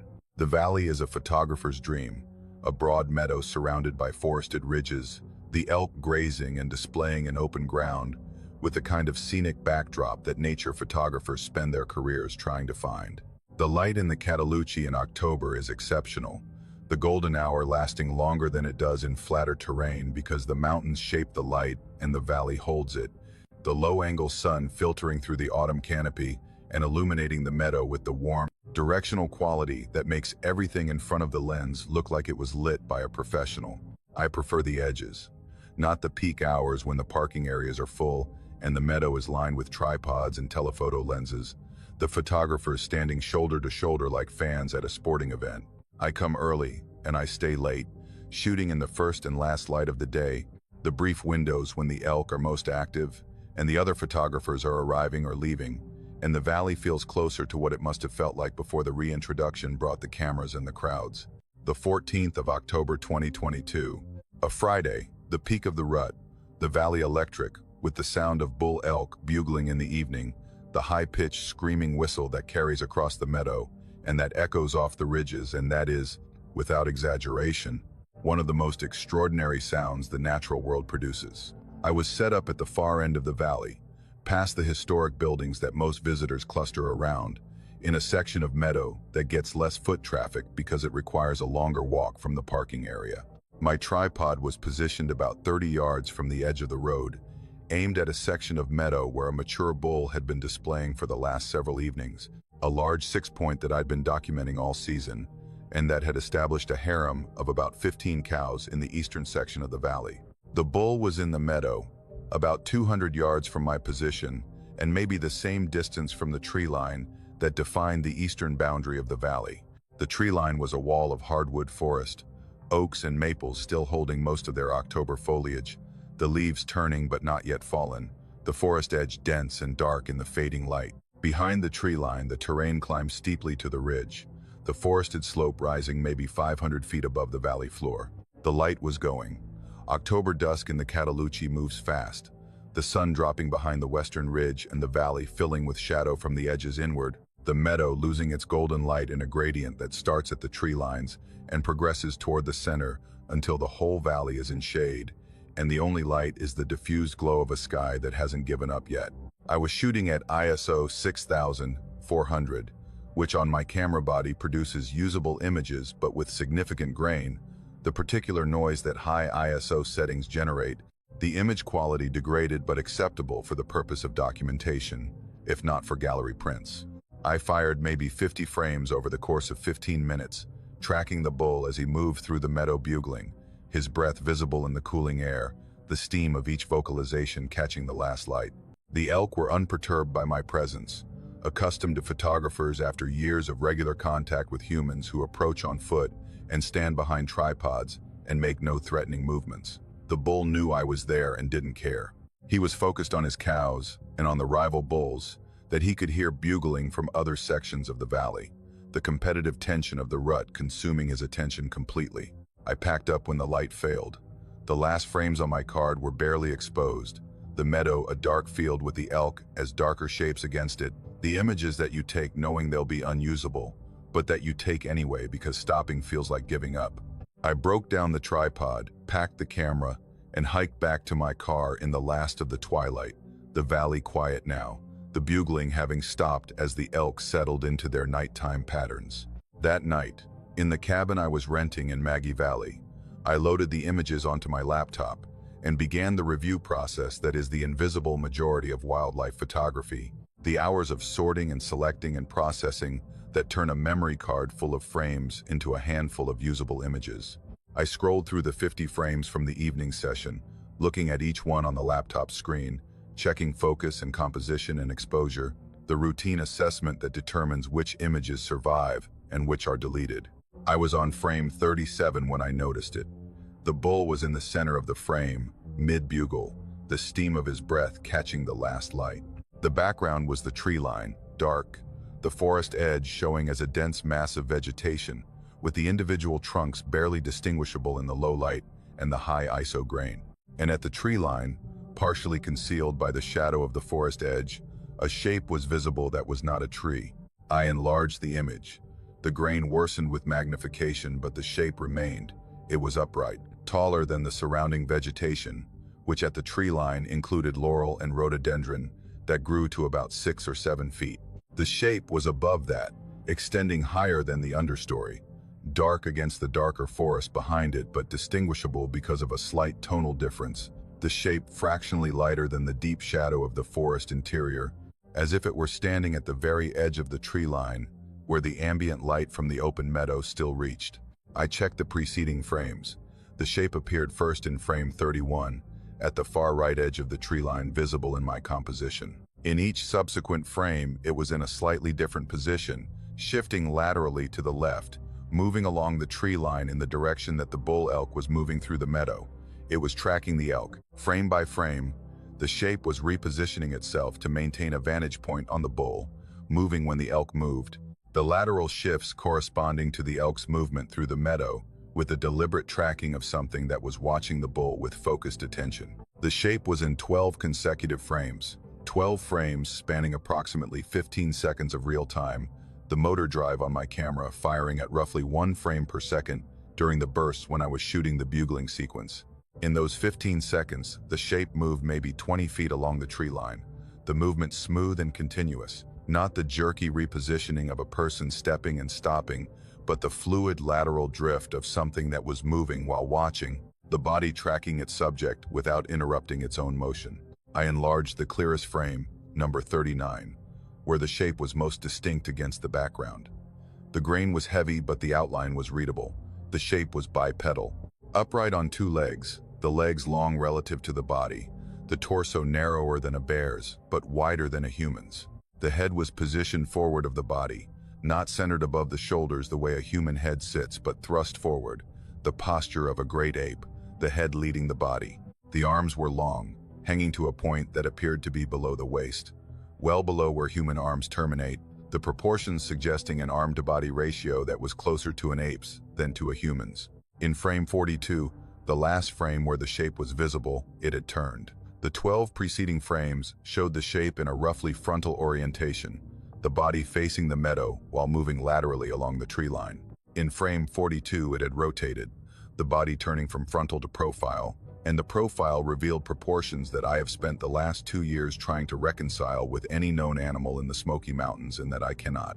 The head was conical, not round, not flat, but rising to a point or a ridge at the top of the cranium, the silhouette showing a sagittal crest, the bony ridge that runs along the top of the skull in great apes, and that serves as an anchor point for massive jaw muscles. No animal in the eastern United States has a sagittal crest. The profile showed a massive chest tapering to a narrow waist, the body shape of a powerful upper body supported by a comparatively slim lower structure, the proportions of an organism built for upper body strength, rather than the balanced proportions of a human or the heavy uniformity of a bear. The arms, in profile, hung to approximately knee level. The hands, if they were hands, were not visible, lost in the grain and the shadow, but the arms were there, long and heavy, hanging from shoulders that were broad enough to account for the width I'd seen in the frontal frames. I sat at my laptop for a long time. I enlarged and processed and adjusted the 12 frames with every tool available to me, pulling detail from the grain, adjusting exposure and contrast, trying to resolve the shape into something identifiable. The shape remained what it was, an upright figure, approximately 7 to 8 feet tall based on its height relative to the understory vegetation, bipedal, with proportions that matched no known animal in the park and that matched, with disturbing precision, the physical description that thousands of people across North America have reported and that the scientific community has not acknowledged, and that the word "I will not write in this account" because using that word converts evidence into anecdote and turns a wildlife photograph into a tabloid story. I've shown the images to 3 people, a fellow wildlife photographer who examined the frames and said the shape was either a person in dark clothing or something he couldn't identify, and that in either case, it wasn't a bear.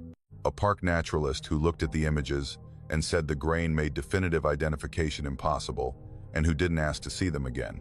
And my wife, who looked at frame 42 with the conical head and the massive chest and the arms that hung to the knees, and who said nothing for a long time, and then asked me if I was going back to the Cataloochee that season.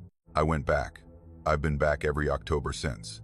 I shoot the same section of meadow at the same time of day, the last light, when the elk are active and the tree line is going dark, and the boundary between the open meadow and the forest is where it's always been, 50 yards of tall grass, and then the wall of vegetation where something stood on an October evening and watched a bull elk bugle, and that moved along the tree line tracking the elk with the focused attention of a predator or a fellow inhabitant or something in between. I haven't captured it again. 12 frames out of the tens of thousands I've shot in the Cataloochee, 15 seconds out of the hundreds of hours I've spent behind a lens in that valley.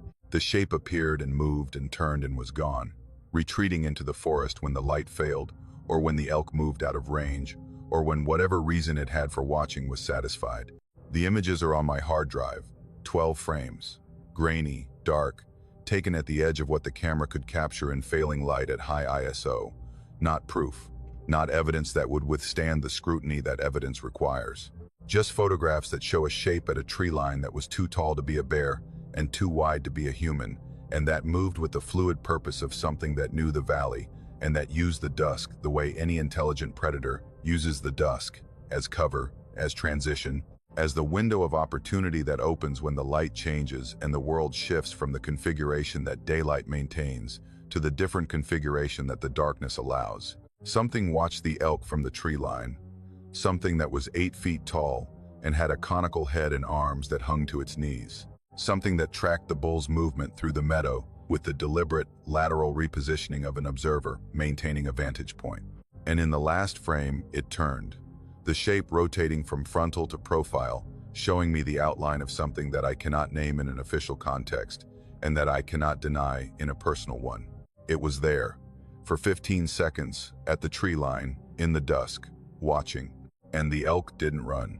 200 yards from something that was 8 feet tall and watching from the forest edge, and the elk continued bugling and grazing and displaying as if nothing were there, or as if whatever was there had always been there, part of the valley, part of the dusk, part of the world that the elk inhabit and that the cameras capture only occasionally, in the grain, in the shadow, in the 12 frames out of 10,000 that show something at the tree line that the daylight doesn't reveal. My husband Kevin and I have been backcountry camping together for 15 years, long enough that the routine of wilderness camping has become automatic. The setup and the cooking and the bear bag hanging and the particular rhythm of days spent hiking and nights spent on the ground happening without discussion, each of us performing our part of the process with the efficiency of people who've done it so many times that the doing requires no planning. We camp in the national forests of the Appalachian Mountains because the terrain is familiar and because the backcountry sites are free and because the isolation available in the West Virginia highlands is as complete as anything the eastern United States offers. Miles of forest in every direction, no roads, no structures, no cell service, the particular quality of remoteness that the mountains provide when you're willing to walk far enough from the trailhead to leave the day hikers behind. The Monongahela National Forest in West Virginia is our primary territory. 900,000 acres of Allegheny Mountain terrain, the spruce-covered ridges and the hardwood hollows and the creek drainages that characterize the highest and wildest section of the Appalachian chain south of New England. We've camped throughout the forest over the years, developing a mental catalog of favorite sites. The backcountry spots that offer good water access and level ground, and the particular combination of beauty and solitude that we look for. September of 2021. We hiked into a site about 3 miles from the trailhead, a flat area beside a creek and a drainage that we'd used twice before, a hollow that was steep-sided and heavily timbered, and that in September was at the peak of its density, the canopy full, the understory thick with ferns and rhododendron, the forest producing the lush, closed-in quality that September brings to the West Virginia highlands before the autumn opens the sightlines. The site was good, level ground above the creek with a clear area for the tent and a flat rock for cooking, and a tree with a suitable limb for hanging the bear bag. We set up camp in the late afternoon and ate dinner, and watched the September dark settle into the hollow, and went to bed with the satisfied tiredness of people who've spent a day in the mountains, and who are sleeping in a place they've chosen, and who expect nothing from the night except rest. The first 2 nights were uneventful. The forest produced its normal nighttime sounds, the creek constant, the occasional owl, the rustle of small mammals in the leaf litter. September nights in the Monongahela are cool but not cold, the temperatures dropping into the 50s, comfortable sleeping weather in a decent bag on a decent pad.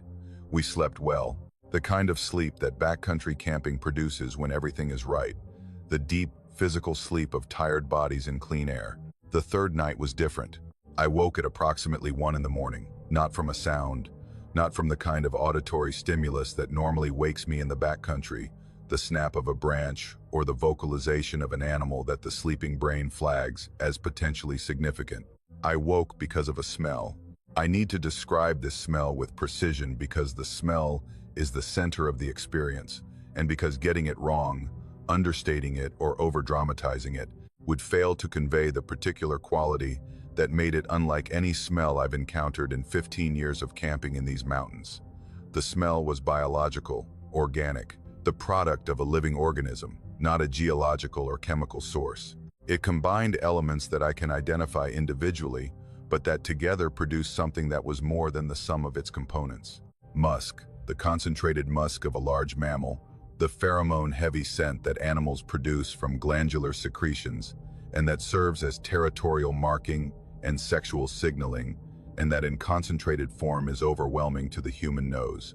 Decay, not the smell of something dead, but the smell of something living in conditions of uncleanliness so extreme that the body itself had begun to acquire the scent of decomposition, the way a wound that isn't clean develops a smell that is both living and rotting at the same time. And something chemical, an ammonia-like sharpness that suggested concentrated urine, the waste products of a large organism that metabolized protein heavily, and that excreted the byproducts with a concentration that the September air carried without diluting. The smell was intense, not faint, not something I had to concentrate to detect.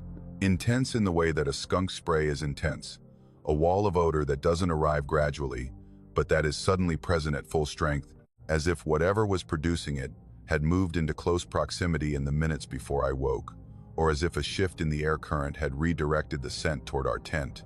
The smell had weight. I know that sounds like a metaphor, but I mean it literally. The air inside the tent felt heavier, thicker, as if the organic compounds in the smell were dense enough to change the quality of the air we were breathing. I felt the smell in my throat and in my stomach, as well as in my nose, the body processing it through multiple systems, the gag reflex activating, the stomach contracting. I nudged Kevin. He was awake before I touched him, the smell having penetrated his sleep the way it had penetrated mine, the body's alarm system pulling him to consciousness in response to a biological signal that bypassed the normal channels of auditory and visual threat detection. He was awake and he was rigid, his body tense in the sleeping bag, and the first thing he said was, "What is that?" We lay still. The tent was a standard 2-person backpacking tent, the walls thin nylon, the space small and enclosed, and the smell was trapped inside with us, concentrated by the tent's sealed interior, the ventilation inadequate to dissipate what was pressing in from outside.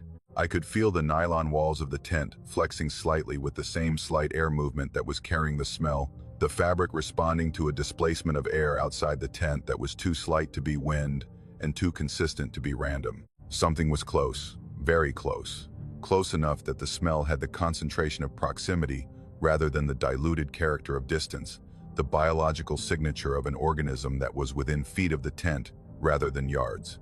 Then the breathing started.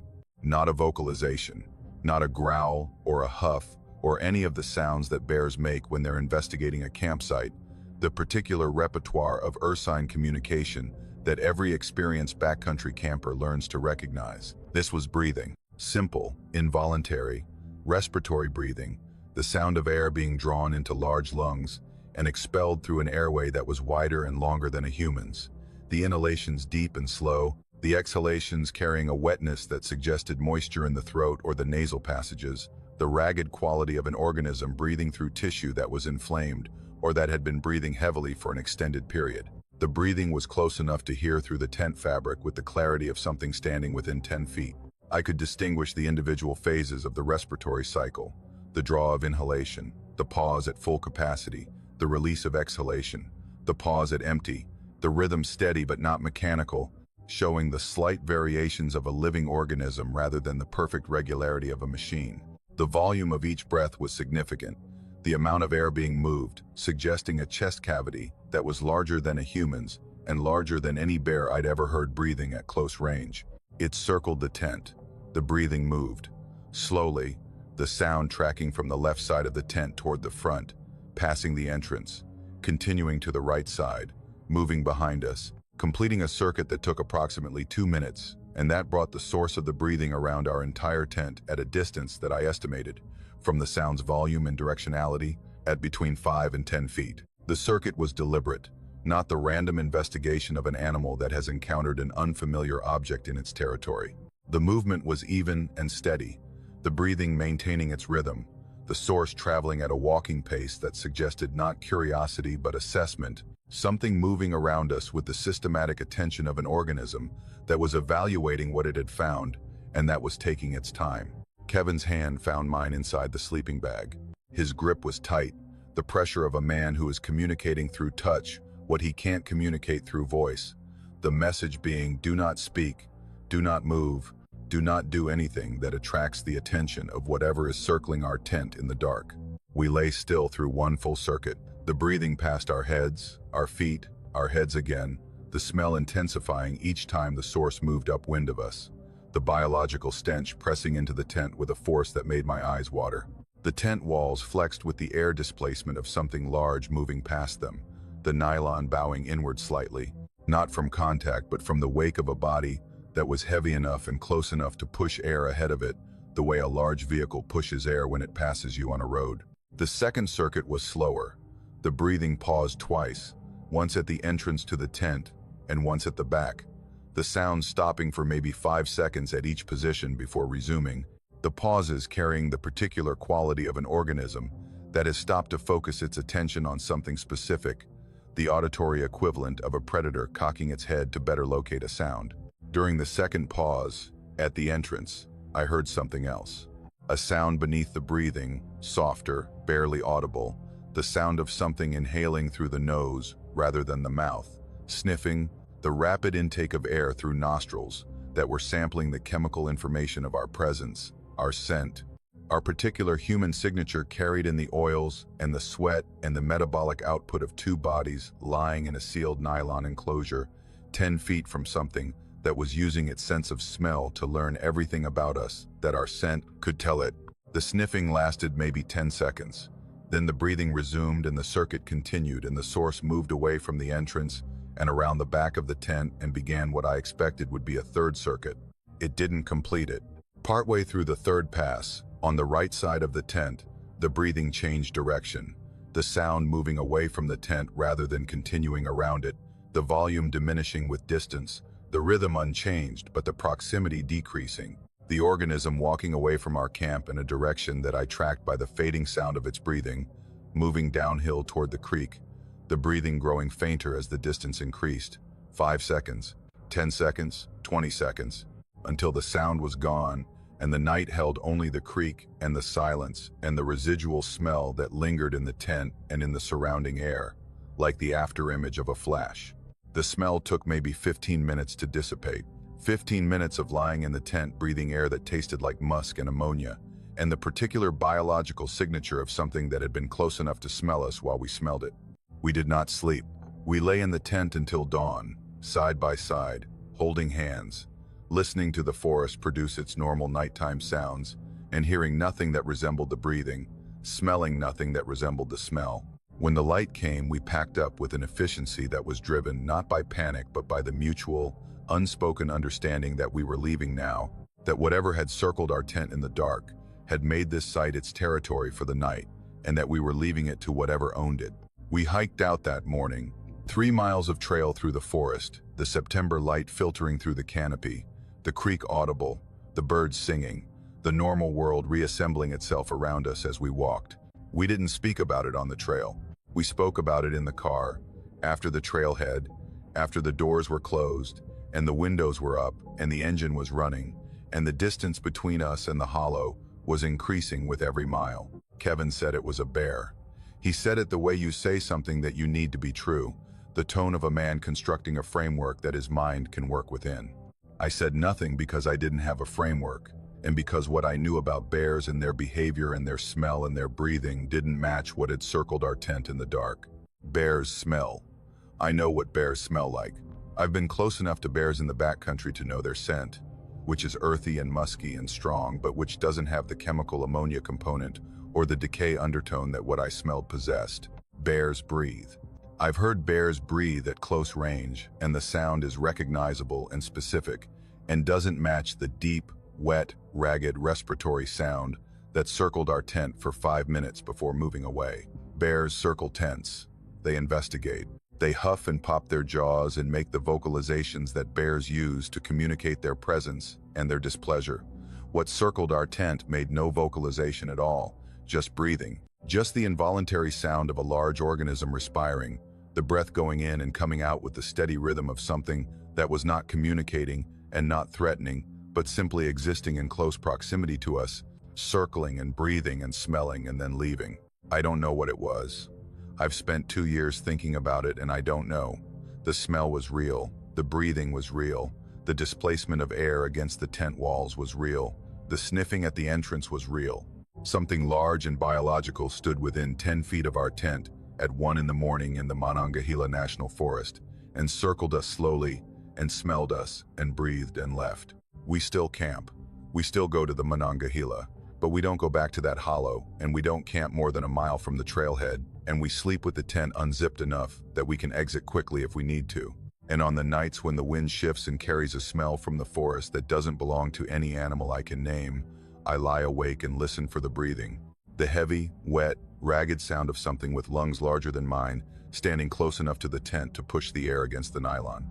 It hasn't come back, but the smell returns sometimes, faint, distant, carried on the night air from somewhere deeper in the forest, a reminder that whatever circled our tent in that hollow is still out there, breathing, moving, existing in the mountains that we visit and that it inhabits. And the difference between visiting and inhabiting is the difference between us and it. We leave. It stays. And the forest holds what it holds, in the dark, in the hollows, in the particular September air that carries the smell of things the daylight never shows. I hike alone. I know the arguments against it, the safety concerns and the what-ifs, and the responsible outdoor community's consensus that solo hiking in remote terrain is an unnecessary risk. I've heard all of it and I've considered all of it, and I continue to hike alone, because the experience of being alone in the mountains is fundamentally different from the experience of being in the mountains with another person, and the difference is what I'm there for. The solitude, the particular quality of attention that emerges when you're the only human consciousness in a landscape, the way the forest changes when there's no conversation to process and no social performance to maintain, and the only relationship is between you and the terrain and whatever the terrain contains.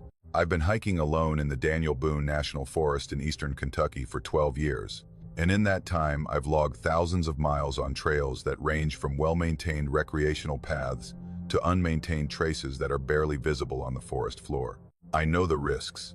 I accept them. I carry the gear and the knowledge and the experience that solo hiking in remote terrain demands, and I've never had an incident that made me reconsider the practice. Until November of 2022, the trail was in the Red River Gorge area, a section of the Daniel Boone that's famous for its rock formations and its climbing routes, but that also contains miles of backcountry trail that sees minimal traffic, especially in November when the climbing season is over and the leaf peepers have gone home and the forest has settled into the gray, bare, quiet state that precedes winter. I was hiking a loop that would take me about 12 miles through a drainage that I'd walked several times before, a route that crossed a couple of ridges and followed a creek through a narrow valley, and that in November was empty of other hikers, the trail showing no recent boot prints, the forest holding the particular silence of a place that hasn't seen a human in days or weeks. The fall happened about 4 miles from the trailhead, on a section of trail that crossed a steep, rocky drainage where the path descended sharply to a creek crossing and then climbed the opposite bank through a field of exposed sandstone. The rock was wet from recent rain, and my boot hit a section that was smoother than it looked, and my foot went out from under me, and I went down hard, and my right ankle took the impact in a way that I heard before I felt the sound of something going wrong in the joint, a pop that was followed by a wave of pain that started at the ankle and radiated upward through my leg, with the particular intensity that tells you this is not a strain. I sat on the rock where I'd fallen and assessed the damage with the clinical attention of someone who knows they're alone and who knows that the assessment determines everything that happens next. The ankle was swelling rapidly. I could feel the joint filling with fluid, the skin tightening, the range of motion decreasing as the swelling increased. I tried to stand. The pain was immediate and absolute, the kind of pain that shuts down the motor system, the ankle refusing to bear weight, the leg collapsing beneath me. I sat back down, 4 miles from the trailhead. No cell service, which in this section of the Daniel Boone was standard, the ridges and the hollow blocking any signal that my phone might have been able to reach. The sky was darkening, not with the gradual approach of evening, but with the fast-moving cloud cover that November produces in these mountains, the light dying in the late afternoon with a speed that said rain or worse. I had a headlamp and a first aid kit and a space blanket and the standard solo hiker emergency supplies, enough to survive a night in the forest if I had to, but the prospect of spending a November night on exposed rock with a broken ankle was not something I wanted to contemplate any longer than necessary. I yelled for help.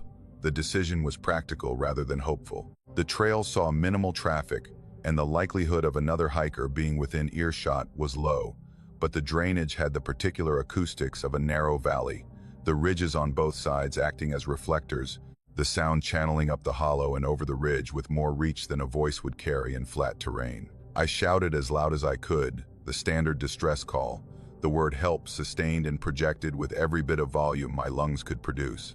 The sound went out and the drainage held it for a moment, the way narrow valleys do, the reflections bouncing between the ridges before dissipating into the forest.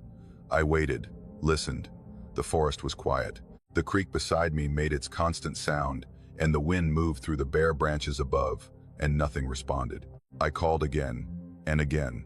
5 calls, spaced maybe 30 seconds apart, each one delivered with the full force of a man who is alone and injured, and increasingly aware that the light is failing, and that the temperature is dropping, and that the distance between his current position and help is 4 miles of terrain that he cannot walk. Each call went out into the drainage and dissipated, and the forest gave back nothing. The 6th call, same volume, same word, same desperate projection of sound into a landscape that was not responding. I shouted, and the sound went up the hollow, and bounced between the ridges, and faded, and I listened. Something responded. From the ridge above me, the north ridge, maybe 200 yards up the slope through heavy timber, the same ridge that my previous calls had echoed from without producing anything that sounded like a response. A voice. My voice. The word I had just shouted, reproduced with an accuracy that stopped my breathing and held it suspended in my chest, while my brain tried to categorize what my ears were delivering. The response came approximately 3 seconds after my call had ended.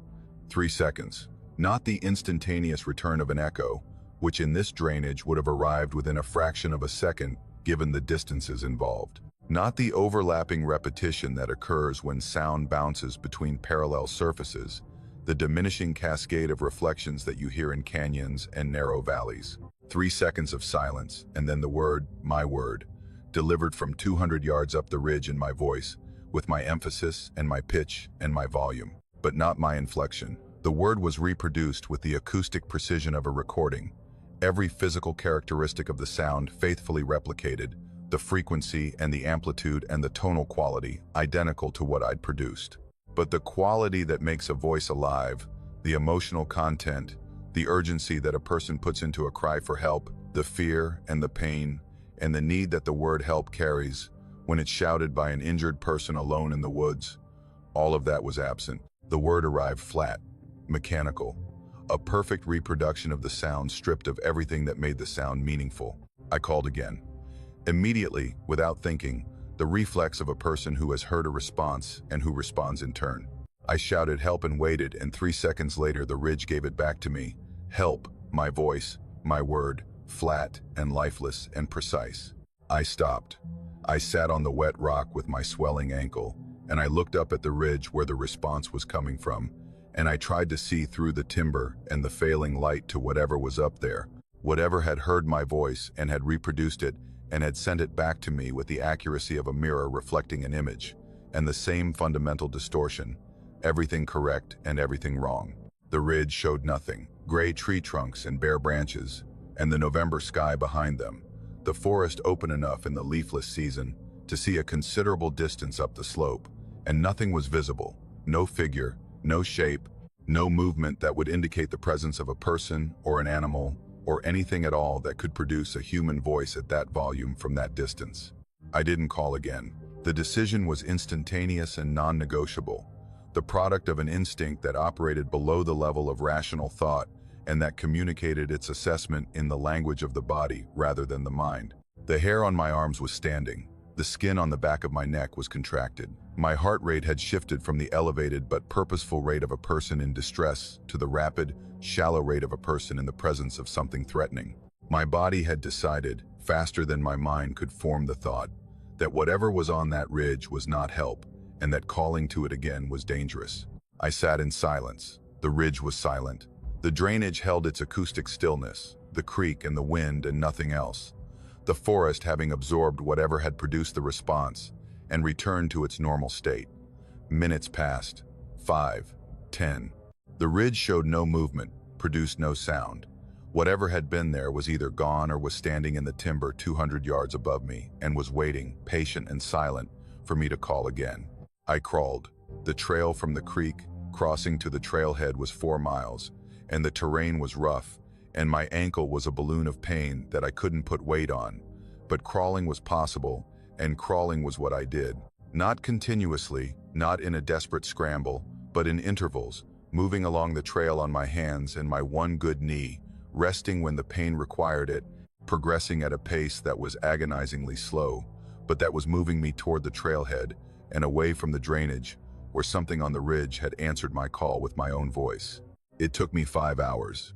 5 hours of crawling and resting and crawling, the headlamp on after the first hour when the darkness was complete, the beam cutting the trail ahead into a cone of visible ground that I moved through in segments, hand over hand, the injured ankle held off the ground, the pain managed by the particular endurance that fear produces when the fear is not abstract but specific. I didn't call for help again, not once in 5 hours of crawling through the dark on a trail in the Daniel Boone National Forest.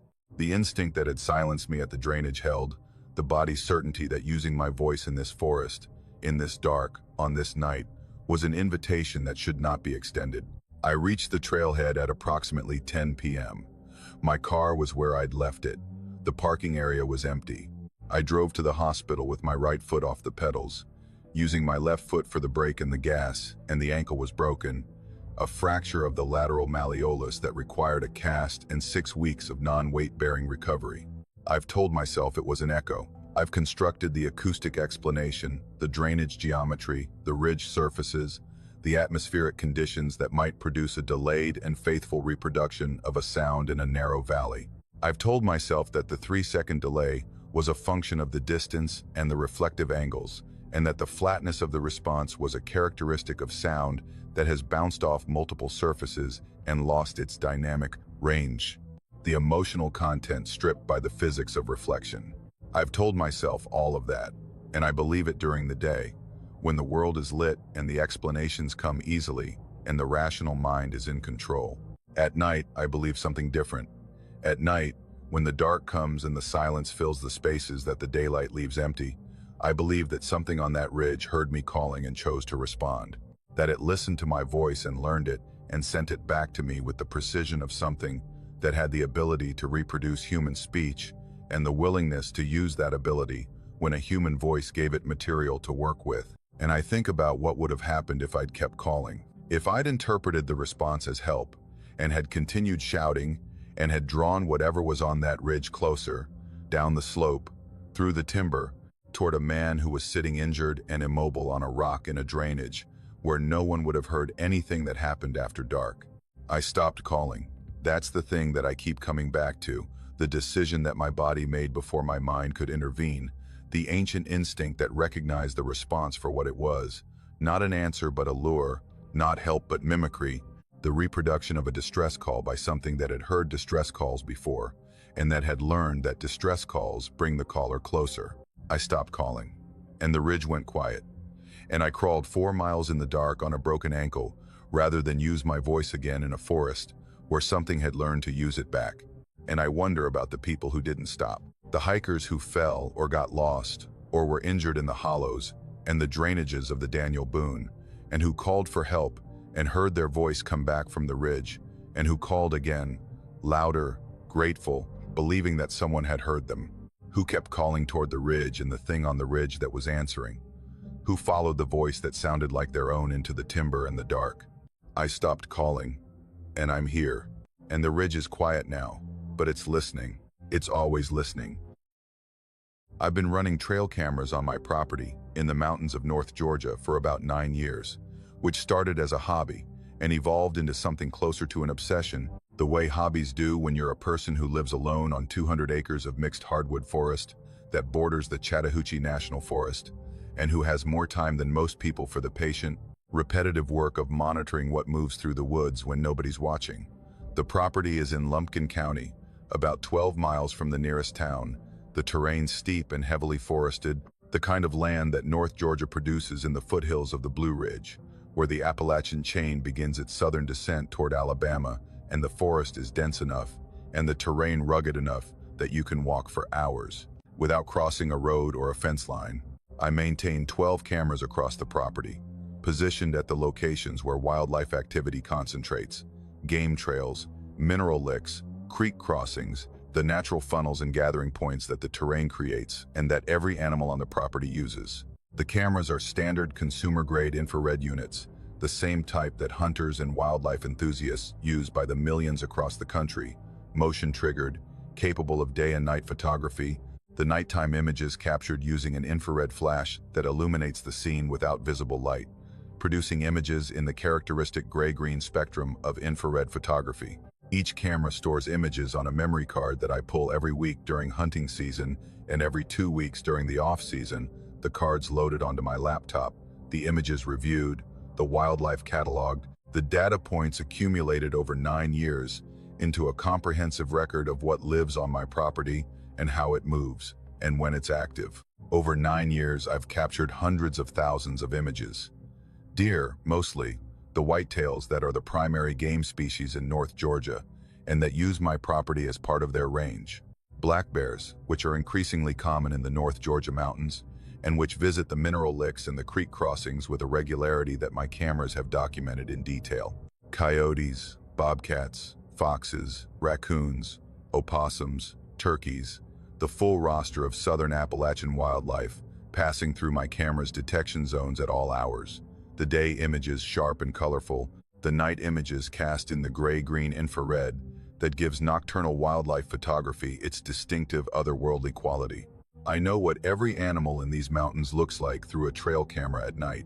I've seen them all, hundreds of times, at every angle and in every posture, the infrared images consistent enough in their rendering that I can identify species from the silhouette alone, the shape and the size and the posture and the eye reflection, combining into a visual signature that 9 years of image review has burned into my recognition system. I know what belongs in these images and I know what doesn't. The photograph was taken on January 11th, 2023 at 4:17 a.m.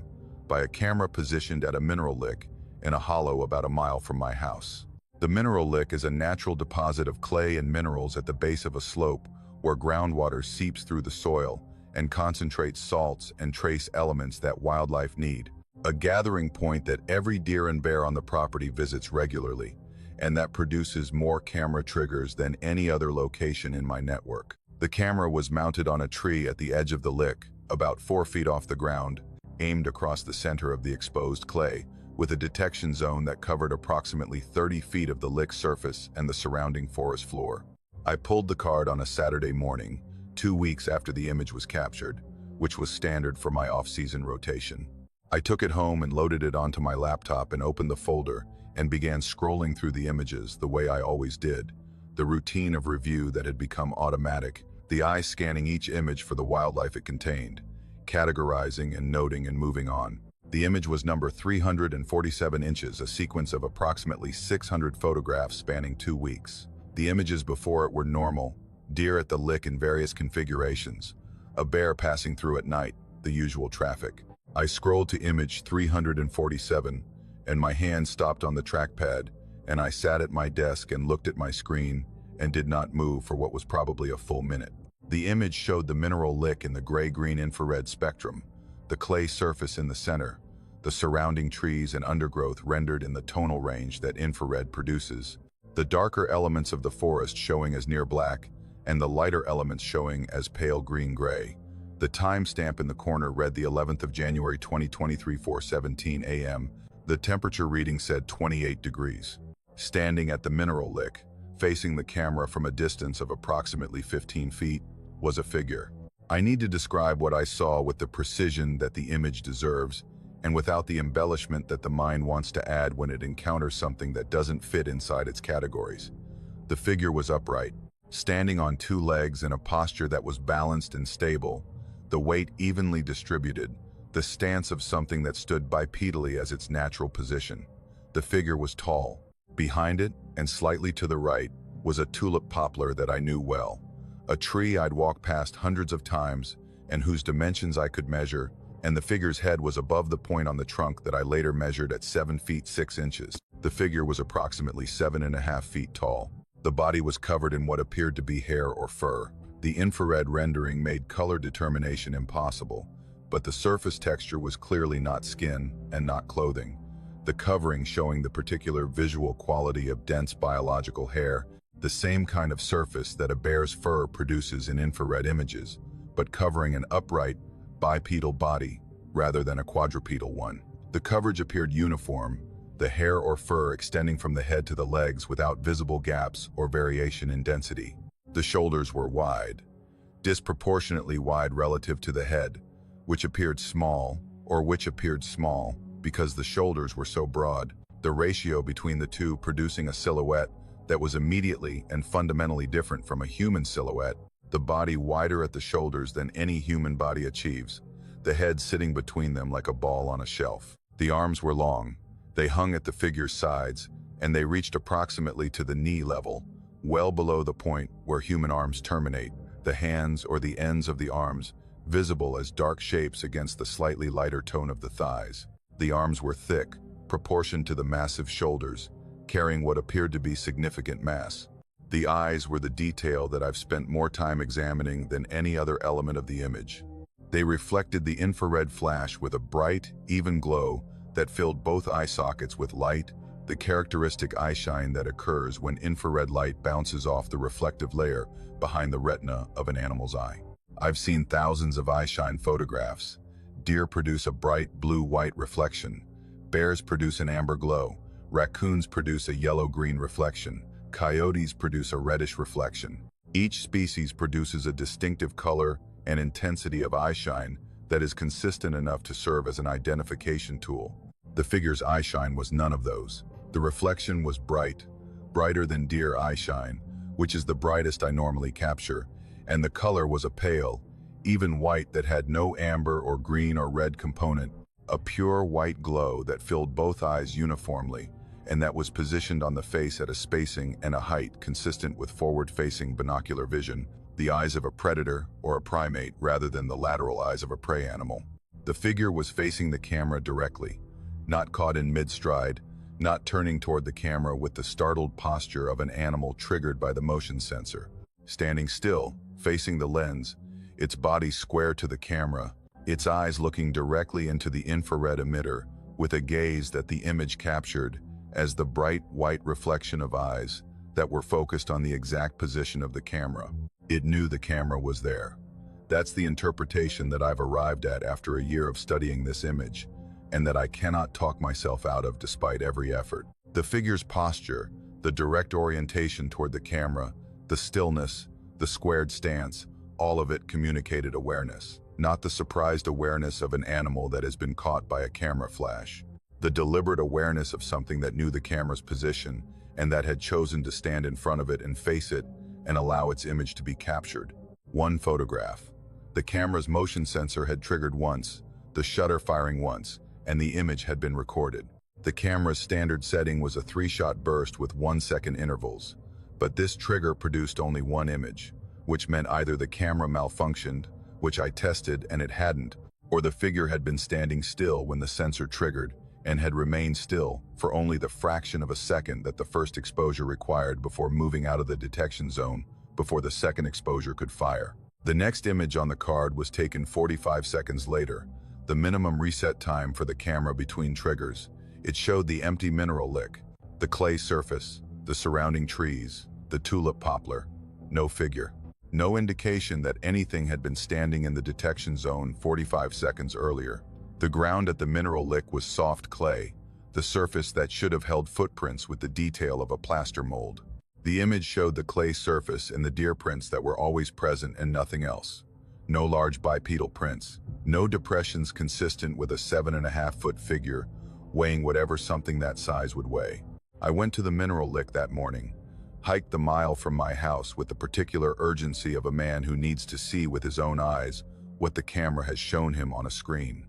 The lick was as it always was: clay surface, seep water, deer tracks. I examined the ground where the figure had been standing in the photograph, the area approximately 15 feet from the camera, and the clay showed nothing. Deer prints, raccoon prints, the small, scattered tracks of the wildlife that used the lick daily. No large prints, no depressions, no marks of any kind that corresponded to something 7.5 feet tall and bipedal, and heavy enough to have been standing on soft clay for any length of time. I've checked the camera every week since. I've added 3 more cameras around the mineral lick, positioned at different angles, creating a coverage zone that should capture anything that enters the area from any direction. The 4 cameras have been running for over a year. They've captured thousands of images: deer, bears, coyotes, the standard wildlife of North Georgia's mountains, going about their business at the mineral lick with the routine regularity that my 9 years of camera data have documented. No figure. Not once, in over a year of weekly checks and 4 cameras covering every approach, has anything appeared in the images that resembles what camera number 7 captured at 4:17 a.m. on January 11th, 2023. 1 photograph in 1 year. 1 frame showing something standing at the mineral lick that I cannot identify, and that left no tracks, and that knew where the camera was, and that allowed itself to be photographed once and never again. The image is on my laptop. I've shown it to my brother and to my wife and to no one else. My brother looked at it for a long time and said it could be a bear standing upright, and I said bears don't stand 7.5 feet tall, and bears don't have forward-facing eyes, and bears leave tracks in soft clay, and whatever this is left none. My wife looked at it and looked at me and said she didn't want to talk about it, and she hasn't mentioned it since. I look at the image regularly. I open the file and I study the details, the posture, the proportions, the arms, the shoulders, the eyes. The bright white eyes looking into the camera from 15 feet away with an awareness that says, I know you're there and I'm choosing to let you see me. 1 photograph.